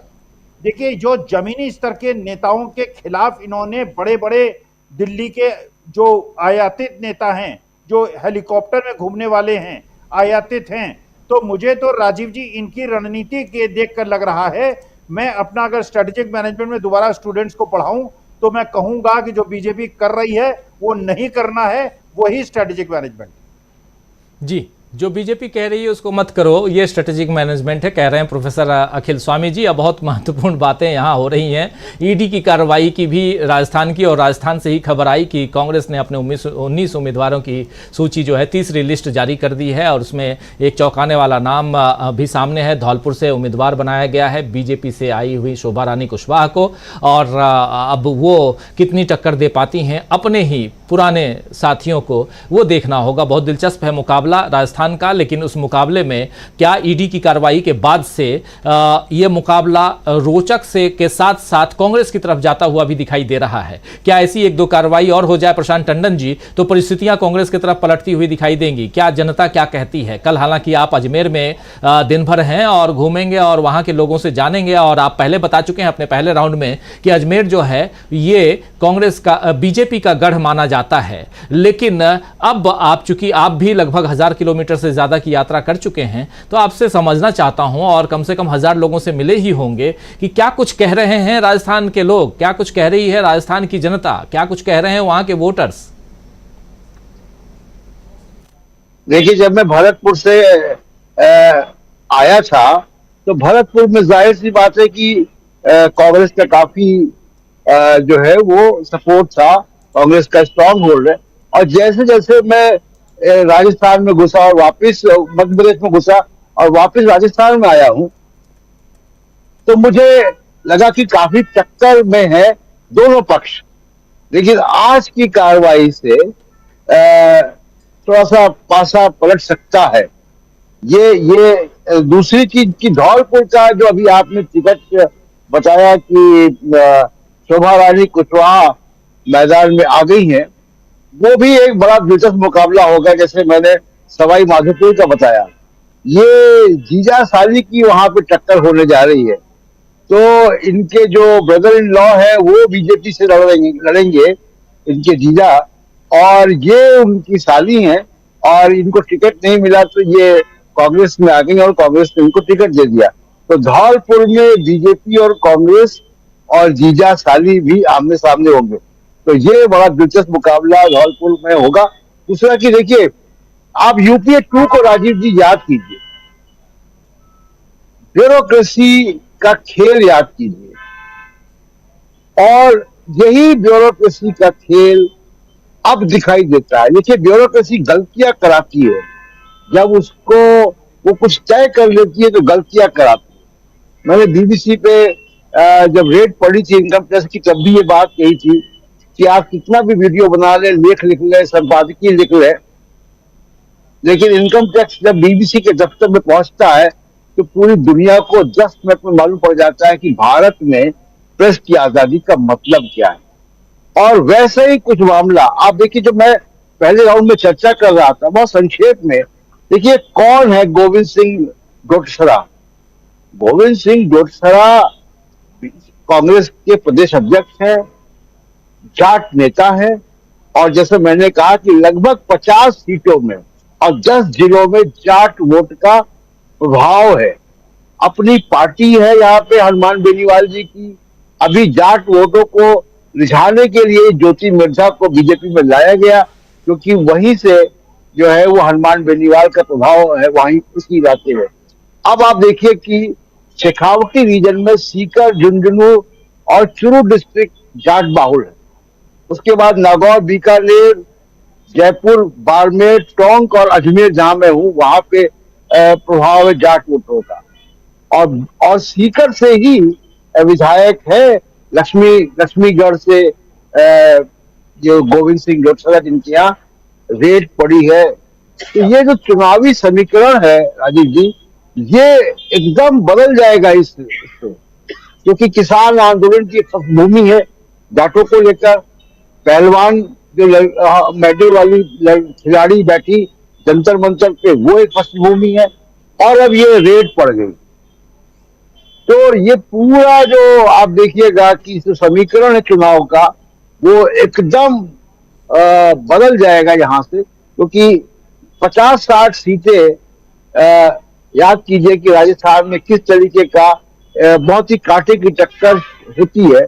10-12 सीटों में इधर उधर का मामला होता है, और 50 सीटों में अगर जाट का प्रभाव है और आपने चुनाव की प्रक्रिया के दौरान जाट नेता के घर इनकम टैक्स ईडी भेजा है, तो उसका असर तो होगा। तो जो बात कही जा रही थी कि सिंधिया जी का नाम आने से, वसुंधरा राजे सिंधिया का लिस्ट में नाम आने से थोड़ा सा माहौल बदला था।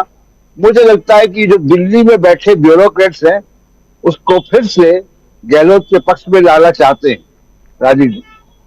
जी, बहुत बड़ी बात आप कह रहे हैं, और यही बात अभी हम चर्चा कर भी रहे हैं। अभी तमाम लोगों से हमारे तमाम जो साथी, हमारे साथ पैनलिस्ट साथी जुड़े हुए हैं, वो भी यही बात कह रहे हैं। जरा एक बार अब आना चाहता हूं प्रोफेसर रविकांत जी के पास, जो यहाँ प्रशांत टंडन जी कह रहे हैं। जरा रविकांत जी को भी स्क्रीन पे ले आइए, और कैसे देखा जाए। रविकांत जी, आप पहले भी अपनी बात यहाँ रख चुके हैं, और बहुत विस्तार से अभी प्रशांत टंडन जी ये बात कह रहे हैं कि यहाँ से अगर अगले 20-30 दिनों में, क्योंकि देखिए अगले महीने की 30 तारीख को आखिरी चुनाव है तेलंगाना का, उससे पहले 25 तारीख को चुनाव है इसी राजस्थान में जहां हम चर्चा कर रहे हैं, जहां से हमारे साथ प्रशांत टंडन जी जुड़े हुए हैं।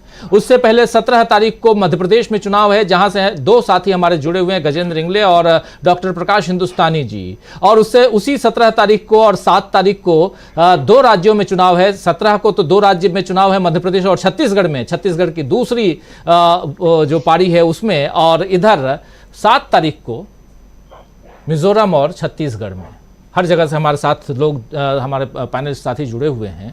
जरा आपसे समझूं रविकांत जी कि इस दौरान अगर और भी ऐसी कार्रवाइयां होती हैं तो इसका असर क्या आगे बढ़ता हुआ 2024 की तरफ भी दिखता है क्या इसके बाद? और जो अभी कह रहे हैं प्रशांत टंडन जी कि यूपीए 2 को याद कीजिए, बिल्कुल याद कीजिए, 2010 में कॉमनवेल्थ गेम्स के समय से लेकर के, और जैसे जैसे अन्ना का आंदोलन होता है, केजरीवाल यहां आते हैं, और उसके बाद कैसे देश में एक आंदोलन जो है वो एक पार्टी के रूप में परिवर्तित, और उसके बाद यूपीए 2 को खत्म करने के लिए और उधर से आते हैं। ये पूरी हिस्ट्री है और आप सबको पता है। क्या कहीं ना कहीं इतिहास रिपीट होते हुए हम देख रहे हैं? नहीं, निश्चित रूप से। और जो गलती अभी हो रही है बीजेपी के द्वारा, और मैंने कहा ना कि मुझे तो ऐसा लगता है कि जहां अमित शाह कोई गेम कर रहे हैं, जितना आप अटैक करेंगे उतना ही जनता में नाराजगी बढ़ेगी। क्योंकि राहुल गांधी ने जो अब मयार स्थापित कर दिया है पॉलिटिक्स का, राजनीति का, नैतिकताओं का, सच्चाई का, ईमानदारी का, उस पे इनका टिकना बेहद कठिन है। ऐसे में आप बार बार वो लेबल चस्पा करना चाहते हैं कि कांग्रेस पार्टी के लोग भ्रष्ट हैं। अब जो कार्रवाई आज हुई है अशोक गहलोत के बेटे पर, वो 12 साल पुराना केस है जी। 12 साल से, मतलब 9 साढ़े 9 साल से तो आप सत्ता में है ही, क्या कर रहे थे आप, ये लोग नहीं पूछेंगे क्या? और जो जाट नेता पर जो सवाल उन्होंने खड़ा किया है, जो ईडी का छापा हुआ है, लोग क्या उससे प्रभावित नहीं हुए? मैंने कहा ना कि जाट लड़ाका कौम है, वो छोड़ती नहीं है, बर्दाश्त नहीं करती। और ये बीजेपी समर्थक रहे हैं एक दौर में। वो जाट अगर पलट करके जवाब देता है तो राजस्थान तो निकल गया। मैंने कहा ना कि अब तो निकल गया। इसके बाद जाहिर तौर पर 5 राज्यों के चुनाव का असर लोकसभा पर होना है। और इसलिए मैंने कहा कि शायद अमित शाह नहीं चाहते कि वो चेहरा बचा रहे, जिसकी तरफ तो ऑर्गेनाइजर ने भी कहा कि अब उनके बलबूते हम चुनाव नहीं जीत सकते। तो मोदी जी को अब अपने चेहरे पर भरोसा ही नहीं रह गया, ईडी पर भरोसा है कि ईडी के जरिए हम वहां पर, और ये बौखलाहट है। अभी 2 दिन पहले जब प्रियंका गांधी ने कहा कि मोदी जी का तो लिफाफा खाली है, उन्होंने जो एक बड़ा वादा किया ओल्ड पेंशन स्कीम का और हर परिवार की मुखिया महिला को 10,000 रुपया सालाना देने का, 500 रुपए का सिलेंडर, 25 लाख रुपया इंश्योरेंस, मेडिकल इंश्योरेंस, ये जो पॉलिसी है गहलोत सरकार की, उसने बीजेपी के लिए बड़ी मुश्किलें खड़ी कर दी। अब मोदी जी जो भी बोलेंगे लोग जानते हैं कि आप जुमलेबाजी कर रहे हैं, आपके लिफाफे में कुछ भी नहीं है, आप तो ऐसे ही खाली देकर के चले आए। तो वो जो लोगों के भीतर जो बात चली गई है अब वो नहीं आ सकती, जो मोदी जी के उन जुमलों पर लोगों ने भरोसा किया था। अब ऐसे में निश्चित तौर पर आने वाले वक्त में लोकसभा चुनाव पर भी इनका असर होना है, और फिर जितना भी ईडी सीबीआई का जो भी अटैक करना है, जब राहुल गांधी या कांग्रेस, सचिन पायलट ने भी वही बात कही कि अब कांग्रेस के लोगों को प्रेरणा लेनी चाहिए राहुल गांधी से, डरना छोड़ देना चाहिए, और जितनी निडरता आएगी कांग्रेस में उतना ही उसका पलड़ा भारी होगा, और मोदी जी उतने ही ज्यादा डिस्क्रेडिट होंगे। जितना वो सोचते हैं कि हम कांग्रेस को करें, उल्टा वो डिस्क्रेडिट हो रहे हैं, और लोग समझ रहे हैं कि आप कर क्या रहे हैं, आपकी बदहवासी, आपकी बौखलाहट जो करवा रही है। तो डेफिनेटली उसका असर लोकसभा चुनाव पर पड़ेगा, और अगर वो इसको कंटिन्यूटी रखते हैं तो और ज्यादा नुकसान होगा। जी राजीव जी बिल्कुल, इसको कंटिन्यू रखते हैं तो और ज्यादा नुकसान होगा। एक बार जल्दी से आना चाहता हूं गजेंद्र इंगले जी के पास और फिर डॉक्टर प्रकाश हिंदुस्तानी जी। गजेंद्र इंगले जी, यहां आप जहां हैं, और बहुत बड़ी बात अपने पहले वक्तव्य में आप रख रहे थे कि नरेंद्र तोमर अगर हो सकता है कि निपट जाए से मतलब वो हार जाए चुनाव। नरेंद्र तोमर जैसा कद्दावर नेता, केंद्रीय मंत्री अगर चुनाव हार जाता है, और ये मैसेज चुनाव से पहले अगर जाता है, तो कितनी सीटों पर इसका असर पड़ते हुए आप देख रहे हैं। और जैसा अभी प्रोफेसर अखिल स्वामी जी कह रहे थे, जरा जब आऊंगा प्रकाश हिंदुस्तानी जी के पास, चूंकि उसी इंदौर से प्रकाश हिंदुस्तानी जी जुड़े हुए हैं जिस इंदौर 1 से वहां कैलाश विजयवर्गीय चुनाव लड़ रहे हैं, और कैलाश विजयवर्गीय के बेटे को इस बार टिकट, बैट्समैन को टिकट नहीं दिया गया है, उसकी चर्चा भी करेंगे। लेकिन यहां का असर, सिंधिया निपट गए, तोमर निपट गए, और ये निपटते निपटाते भोपाल होते हुए इंदौर तक पहुंचने वाले हैं। क्या ये निपटाऊ कार्यक्रम जो हो रहा है? देखिए, ये जो निपटाऊ कार्यक्रम है ये पूरे प्रदेश में ही है, क्योंकि जितने भी इस तरह की चर्चित सीटें हैं उनमें से कई सारी सीटें जैसे आप जानते हैं कि मैंने कवर की हैं। चाहे निवास की सीट ले लें जहां फग्गन सिंह कुलस्ते जी एक केंद्रीय मंत्री खड़े हुए हैं, चाहे हम नरसिंहपुर की सीट ले लें जहां पर प्रहलाद पटेल खड़े हुए हैं, या जबलपुर पश्चिम की सीट लें जहां सांसद आस्था रहिया है। तो यहाँ इन सभी सीटों को भी हमने कवर किया है। मैं आपको बता दूं कि जनता से जब हमने चर्चा करी है विभिन्न क्षेत्रों में, तो जब उनसे हमने पूछा कि भाई अब तो भाजपा ने केंद्रीय मंत्रियों को उतार दिया है, सांसदों को उतार दिया है, तो जनता का सीधा सीधा कहना था कि अब भाजपा को भी शायद ये लगने लगा है कि उनका किला कमजोर हो चुका है, कहीं ना कहीं उनको मालूम है कि अब उनकी हार होने वाली है, इसलिए हताशा में वो ये सब जो है वो अपने प्रयास कर रहे हैं। यानी कि यहाँ मैसेज साफ है जनता के बीच में कि भाजपा जो है, कहीं ना कहीं भाजपा को खुद भी पता है कि उनकी जमीन खिसक चुकी है, इसकी वजह से वो इस तरह के जो है वो प्रयास कर रहे हैं। यहाँ हम सिंह तोमर एक स्टार प्रचारक माने जाते हैं, एक बड़े नेता माने जाते हैं। ऐसा माना जाता है कि उनके प्रभाव से कई और सीटों पर भी प्रभाव पड़ता है या जीत सकते हैं। तो मैं आपको बता दूं कि वहाँ कहीं ना कहीं ये एक मैसेज तो जाएगा, क्योंकि जिस तरीके से यदि हम आदिवासी क्षेत्र में बात करें, फग्गन सिंह कुलस्ते की सीट जाने का प्रभाव और आदिवासी सीटों पर पड़ेगा, इसी तरीके से इस क्षेत्र में यदि ये मैसेज पहले से जाता है तो कहीं ना कहीं ये और सीटों को भी प्रभावित करेगा। मैं आपको इसका एक उदाहरण दे दूं कि आज मैं अटेर क्षेत्र जो है वहाँ के लोगों से चर्चा कर रहा। अटेर क्षेत्र जहाँ से अरविंद भदौर है वो भाजपा के विधायक है और मंत्री भी है, और आप जानते होंगे कि जब ऑपरेशन लोटस हुआ तो उसमें उन्होंने बहुत बड़ी भूमिका निभाई। उनके विरुद्ध में कांग्रेस ने हेमंत कटारे को टिकट दिया है, और इस समय वहां से जो मुझे सूचनाएं मिली उसके अनुसार ऐसा लोगों ने बताया कि कहीं ना कहीं अरविंद भदौरिया भी जो है वो चुनाव हार सकते हैं, इस तरह की संभावनाएं अभी दिख रही है। तो पूरे यदि हम चंबल क्षेत्र की बात करें, ग्वालियर चंबल अंचल की बात करें, तो कहीं ना कहीं जो है वो कांग्रेस मजबूत स्थिति में दिखाई दे रही है और भाजपा काफी सारी सीटों पर तो बिल्कुल क्लियर टुकड़ा साफ नजर आ रहा है और कुछ सीटों पर जो है वो फंसी हुई सी नजर आ रही है। यदि हम ग्वालियर पूर्व क्षेत्र की भी बात करें, ग्वालियर पूर्व में जहां सतीश पहले भाजपा में हुआ करते थे, लेकिन अब कांग्रेस में आकर वो विधायक बने। कांग्रेस में जैसे ही वो आए तो वो विधायक बने और उसके बाद में जब यहाँ ग्वालियर नगर निगम में महापौर का चुनाव हुआ तो उन्होंने अपनी ही पत्नी को महापौर का टिकट भी दिलाया और ऐसा पहली बार हुआ कि ग्वालियर नगर निगम में कोई कांग्रेस का महापौर बना। तो ये एक बहुत बड़ी उपलब्धि कांग्रेस के लिए मानी जा रहा था।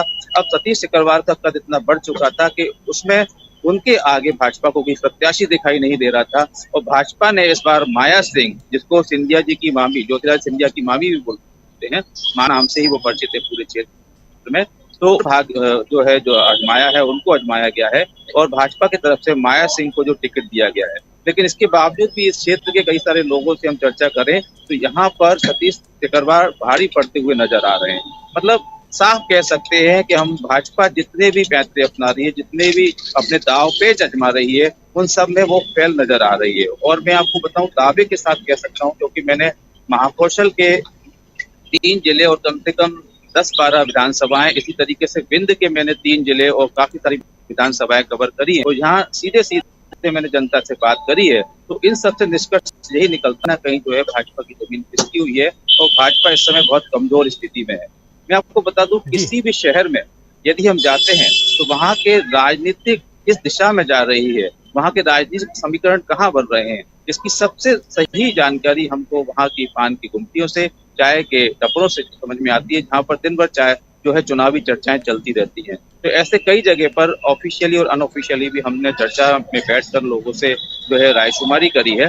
तो कहीं पूरी तरीके से मैं आपको बता दूं, मैं दावे के साथ कह सकता हूँ कि यहाँ जो है बैकफुट में है, उसको काफी सारी सीटों का होने वाला है। एक और चीज मैं यहाँ जोड़ना चाहूंगा, थोड़ा फ्लैशबैक में जाकर, जब 2018 में चुनाव हुए थे और वोटिंग के कुछ दिनों पहले ही भाजपा की एक प्रेस वार्ता थी, उस समय भी भाजपा के काफी सारे मंत्रियों के बीच चर्चा चल रही थी और वहां पर भी मैंने जब मुझसे पूछा गया तो मेरे को बड़े खुलकर मैंने उनसे कहा था कि आप लोगों को घर पे बैठने के समय आ चुका है। और मैं आपको बता दूं कि वही चीज मैं इस बार भी अभी यदि मुझसे कोई चर्चा करता है तो मैं दावे के साथ कह सकता हूं कि इस समय भाजपा को घर पे बैठने का समय आ चुका है। भाजपा काफी मुश्किल में है, भाजपा पूरी तरह से निपट चुकी है क्योंकि विंध्य का जो क्षेत्र था, जो सब क्षेत्र भाजपा के लिए माना जाता था, 24 सीटें जो है भाजपा को मिली 30 में थे, तो वो एक बहुत मत जो है भाजपा का जब वही ढह चुका है, चंबल अंचल भी ढह, तो आप समझ सकते हैं तो जो जीतने के लिए एक जादुई आंकड़े चाहिए होते हैं, 230 में से 116 सीटें जो चाहिए, उसका गणित अपन कहीं से भी लगा लें तो वो कहीं से भी 90-95 सीटों के ऊपर नहीं पहुंच रहे। जी राजीव जी, बिल्कुल, बहुत इंपॉर्टेंट बातें आप यहां रख रहे हैं। महाकौशल, विंध्य और ग्वालियर चंबल, ये 3 एरिया, और इन 3 एरिया में मैक्सिमम जगहों को कवर करके आए हुए गजेंद्र इंगले अभी ग्वालियर चंबल में हैं और बता रहे हैं कि चाहे विंध्य एरिया और महाकौशल, ये 2 एरिया है जहां भाजपा लीड लेती रही है, लेकिन वहां भी अगर पिछड़ रही है तो आप समझ सकते हैं कि आने वाले समय में क्या होगा, क्या कुछ होगा। डॉक्टर प्रकाश हिंदुस्तानी जी, जल्दी से आना चाहता हूं आपके पास, और आने से पहले 2 बातें आपसे आपके सामने रख चुका हूं। और ग्वालियर इंदौर 1 बहुत इंपॉर्टेंट है, लेकिन अब आज की तारीख में क्या कुछ दिखाई दे रहा है? जो यहां प्रोफेसर अखिल स्वामी जी कह रहे थे उसमें कितना दम है? राजीव जी, अभी चुनाव अभियान जोर शोर से चल रहा है और कांग्रेस इंदौर जिले की एक सीट को लेकर मुतमईन थी कि इंदौर 1 से तो हम जीत ही जाएंगे, इसीलिए कैलाश विजयवर्गीय को वहां से खड़ा किया गया है। कैलाश विजयवर्गीय इंदौर के दूसरे इलाके में रहते हैं, उनका कार्यक्षेत्र दूसरा है और पिछले 10 साल से वो इंदौर की स्थानीय राजनीति में सक्रिय नहीं है। संजय शुक्ला वहां के स्थानीय है और वहां के घर घर में वहां की महिलाओं का जो कहना है कि जब कोरोना में हम परेशान थे तो संजय भैया ने आके हमारी मदद की। एक और चीज संजय शुक्ला के पक्ष में है कि जितना धन बल बाहुबल कैलाश विजयवर्गीय इकट्ठा कर सकते हैं उतना उनके पास पहले से ही संजय शुक्ला के पास। तो कुल मिला के ये बड़ी चुनौतीपूर्ण सीट होगी। फिलहाल मुझे लगता है कि ये कहना ज्यादा ठीक है क्योंकि कोई भविष्यवाणी करना उचित नहीं है। दूसरी बात, जहां तोमर साहब की बात कर रहे हैं वहां त्रिकोणीय मुकाबला है वहां तोमर साहब का मुकाबला वर्तमान विधायक से है, जो निवर्तमान विधायक है उनसे है। और 2013 में जो विधायक बने थे बलबीर दंडोतिया, वो बहुजन समाज पार्टी से उम्मीदवार है, यानी 2013 के विजेता और 2018 के विजेता, इन दोनों के बीच नरेंद्र सिंह तोमर को खड़ा कर दिया गया। नरेंद्र सिंह तोमर साहब के बारे में एक बात तो है कि अगर उन्हें कभी भी बीजेपी ने मुख्यमंत्री का चेहरा नहीं बनाया, खास करके अगर उन्हें मुख्यमंत्री का चेहरा बनाते तो बीजेपी के सामने दिक्कत थी कि तीनों किसान कानून उन्हीं के मंत्री रहते हुए आए थे और उन सब का खामियाजा पार्टी को भुगतना पड़ता। इसलिए नरेंद्र सिंह तोमर की भी परीक्षा ले रही है पार्टी और तमाम 7 सांसदों की परीक्षा ले रही है। और यहाँ एक बात है कि जो ठाकुर वोट है, मतलब बीजेपी और कांग्रेस दोनों के प्रत्याशी तोमर हैं, तो ठाकुर समाज यहाँ काफी बड़ा है, लेकिन उसके अलावा जो दूसरी जातियां हैं वो निर्णायक वोटर होंगी। राजीव जी बिल्कुल, दूसरी जातियां भी, और नरेंद्र सिंह तोमर वहां त्रिकोणीय मुकाबले में फंसे हुए हैं। और दूसरी तरफ इंदौर 1 जहां कैलाश विजयवर्गीय को उतारा गया है और वहां पर भी बहुत कांटे का मुकाबला कहा जा रहा है, माना जा रहा है। तो बहुत दिलचस्प है, मजेदार है इस बार का चुनाव, वो भी मध्य प्रदेश का चुनाव। लेकिन 3 अलग अलग क्षेत्रों से लौटकर आए हमारे साथी गजेंद्र इंगले, महाकौशल का एरिया, बिंद का एरिया, और अब चूंकि ग्वालियर चंबल में है वहाँ का एरिया, और चौथा एरिया जो मालवा का है, वहाँ हमारे साथी वरिष्ठ पत्रकार डॉक्टर प्रकाश हिंदुस्तानी जी वहाँ से जुड़े हुए हैं ही। तो 4 अलग अलग क्षेत्रों की बात यहाँ महत्वपूर्ण ढंग से हम कर रहे थे। और दूसरी तरफ ईडी की कार्रवाई की बात, जरा आना चाहता हूँ विजय शंकर सिंह साहब आपके पास और क्लोजिंग कमेंट के लिए। ईडी की कार्रवाई का कितना असर जनता के ऊपर, वोटर्स के ऊपर पड़ता हुआ आपको लगता है? और जो बातें यहाँ हो रही हैं उस बात में ईडी की कार्रवाई कितना और असर डाल सकती है? मतलब जैसे मध्य प्रदेश में भी कल को नकुलनाथ के ऊपर हुआ ही था, हमने देखा कमलनाथ के करीबियों के ऊपर भी ईडी की कार्रवाई हुई थी। चुनाव का वक्त है, हो सकता है कल परसों नरसों और भी कुछ कार्रवाइयां देखें, तो कितना असर जनता वोटर्स के ऊपर पड़ेगा? इसको बस मैं एक वाक्य में कहूं तो बस ये है कि 12 साल पुराने मामले में वैभव गहलोत साहब के जो सुपुत्र हैं उन पर कार्रवाई आज हो रही है। सरकार 2014 से है, तो साफ सी बात है यदि इरादा काला धन पकड़ने का था, यदि इरादा कराप वंचन रोकने का था, टैक्स इवेजन रोकने का था, तो इसके लिए इस बात का इंतजार क्यों किया जा रहा था कि 2023 में जब चुनाव डिक्लेयर हो जाएगा तब हम छापा मारेंगे? तो जाहिर सी बात है कि जनता अब इतनी बेवकूफ नहीं है, उसे हर चीज का पता है। और सोशल मीडिया और जिस वैकल्पिक मीडिया की आप बात कर रहे हैं, और आप जैसे लोग जो हमेशा सक्रिय हैं, जो सच के साथ हैं और सच की बात दिखा रहे हैं, सच से मेरा मतलब ये नहीं कि आप कुछ प्रीच कर रहे हैं, सच से मेरा मतलब ये है कि जो आप देख रहे हैं वो दिखा रहे हैं, बाकी निर्णय जनता को करना है। तो ऐसी स्थिति में जनता के सामने ये बात भी उठ रही है कि 12 साल पहले तक ऐसा क्यों नहीं हुआ। और दूसरी तरफ आपको लाल डायरी याद है, लाल डायरी में ये भी पता है कि सारे काले कारनामे हैं, लेकिन 2016 से लेकर आज 2023 तक अडानी के बारे में देश के बड़े बड़े आर्थिक पत्रकारों ने, जिसमें परंजय गुहा ठाकुरता है, रवि नायर हैं, इन लोगों ने, हिंडनबर्ग रिपोर्ट भी आ गई है, ORP जो एक संस्था है उसकी भी रिपोर्ट आ गई है, इसके अलावा अन्य रिपोर्ट्स भी आ रही है। सत्यपाल मलिक जी का पुलवामा के बारे में आ गया है और ईडी के बारे में आ गया है। इन सब चीजों के बारे में आपकी कोई जांच नहीं हो रही है, आप नाम नहीं ले रहे हैं, जो नाम ले रहा है वो जांच की मांग कर रहा है, उसके खिलाफ आप ईडी भेज दे रहे हैं। और सत्यपाल मलिक का इंटरव्यू आपने ख्याल किया होगा, आपने देखा होगा, आपने ही दिखाया है, उसमें वो कह रहे हैं कि मुझसे 3 बार पूछताछ हुई और जिस पर उन्होंने शिकायत की, जिसकी उन्होंने शिकायत की, उससे एक बार भी पूछताछ नहीं हुई।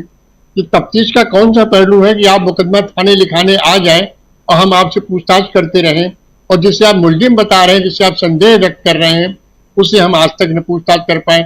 तो ये सब चीजें जनता के दिमाग में घूम रही हैं और काफी गहराई तक घूम रही हैं, तो इसका असर बहुत ही अच्छा नहीं होगा और ये बूमरैंग करेगा। मैं पहले भी कह चुका हूं और मैं अभी भी उस बात पर कायम हूं। और दूसरे जो स्थिति हमें अभी छत्तीसगढ़ से डॉक्टर साहब ने बताई, प्रकाश जी और इंगले साहब ने मध्य प्रदेश से बताई, प्रशांत जी राजस्थान में, वहां से बता रहे हैं। आपके अलावा और भी जो यूट्यूब चैनल मैं देखता रहता हूं, उनसे भी जो खबर चल रही है, उससे साफ साफ ये पता चल रहा है कि बीजेपी का शीर्ष नेतृत्व नरेंद्र मोदी और मोदी शाह, जो शीर्ष नेतृत्व की बात की जाए तो इन्हीं दो की बात की जाए, क्योंकि इन दो के अलावा बीजेपी में किसी की कोई हैसियत नहीं है, किसी का टिकट दे सके, काट सके, जहां तक मैं समझ सकता हूं, जहां तक मुझे जानकारी है। ऐसी स्थिति में ये बदहवासी के शिकार हैं और बौखलाहट है, और इस वजह से जब इन्हें कुछ सूझ नहीं रहा है तो ये डराने के लिए ईडी भेज रहे हैं। और जिस तरीके से डरो मत की बात हो रही है, जो डर निकलता जा रहा है जनता का, वह डर इनको और परेशान करेगा। और असली परेशानी इनकी नहीं, किसी भी एकाधिकारवादी तानाशाही मनोवृत्ति व्यक्ति की असली परेशानी यही होती है, लोग उनसे डरना छोड़ देते। जी, ये बड़ी बात आप कह रहे हैं कि लोग उसके बाद डरना छोड़ देते हैं, और लोग डरना छोड़ देते हैं। जो राहुल गांधी कहते भी हैं डरो मत, ये डरो मत जो है ये ज्यादा अगर हावी हो जाता है तो फिर परिस्थितियां बदलने लगती हैं, और इस देश में अब वही दिखाई दे रहा है। तो बहुत बहुत शुक्रिया अदा करना चाहता हूं विजय शंकर सिंह साहब, क्लोजिंग कमेंट के लिए बहुत बहुत धन्यवाद। डॉक्टर प्रकाश हिंदुस्तानी जी बहुत बहुत धन्यवाद। डॉक्टर दीपक पाचपोर जी, अमलेंदु उपाध्याय जी साथ में जुड़े थे, और 4 साथी, प्रोफेसर अखिल स्वामी जी जुड़े हुए थे, प्रोफेसर रविकांत जी जुड़े हुए थे, उधर अजमेर से हमारे साथ जुड़े थे प्रशांत टंडन जी हमारे साथ ही लगातार अभी मध्य प्रदेश के बाद राजस्थान के दौरे पे हैं, और राजस्थान से ही जितनी चीज़ें आ रही हैं हम आप तक रख ही रहे हैं। आज ईडी की छापेमारी, उस पर चर्चा, राहुल गांधी की बात कैसे सच हो रही है उस पर चर्चा हम कर रहे थे। और उधर गजेंद्र इंगले जुड़े हुए थे मध्य प्रदेश से हमारे साथ। तो आप तमाम साथियों का बहुत बहुत शुक्रिया अदा करना चाहता हूँ। शुक्रिया अदा करना चाहता हूँ आप तमाम दोस्त साथी शुभचिंतक आप सबका जो अब तक जुड़े हुए हैं और अपनी बात, अपने विचार रख रहे हैं। अनिल भटनागर साहब हमारे साथ हैं, लिख रहे हैं कि राजीव जी, मोदी जी बौखलाए हुए हैं और उनको हार दिखाई दे रही है। हमें तो ये देखना है कि मोदी और कितना गिरेगा, लिख रहे हैं। और ऐसे ही प्रमोद कुमार हैं, डीबी लाइव जिंदाबाद लिख रहे हैं। और किरण जक्कनवार साहब हमारे साथ हैं जो लिख रहे हैं नमस्कार, आपको भी नमस्कार करता हूं किरण जी। और डॉक्टर विनोद प्रकाश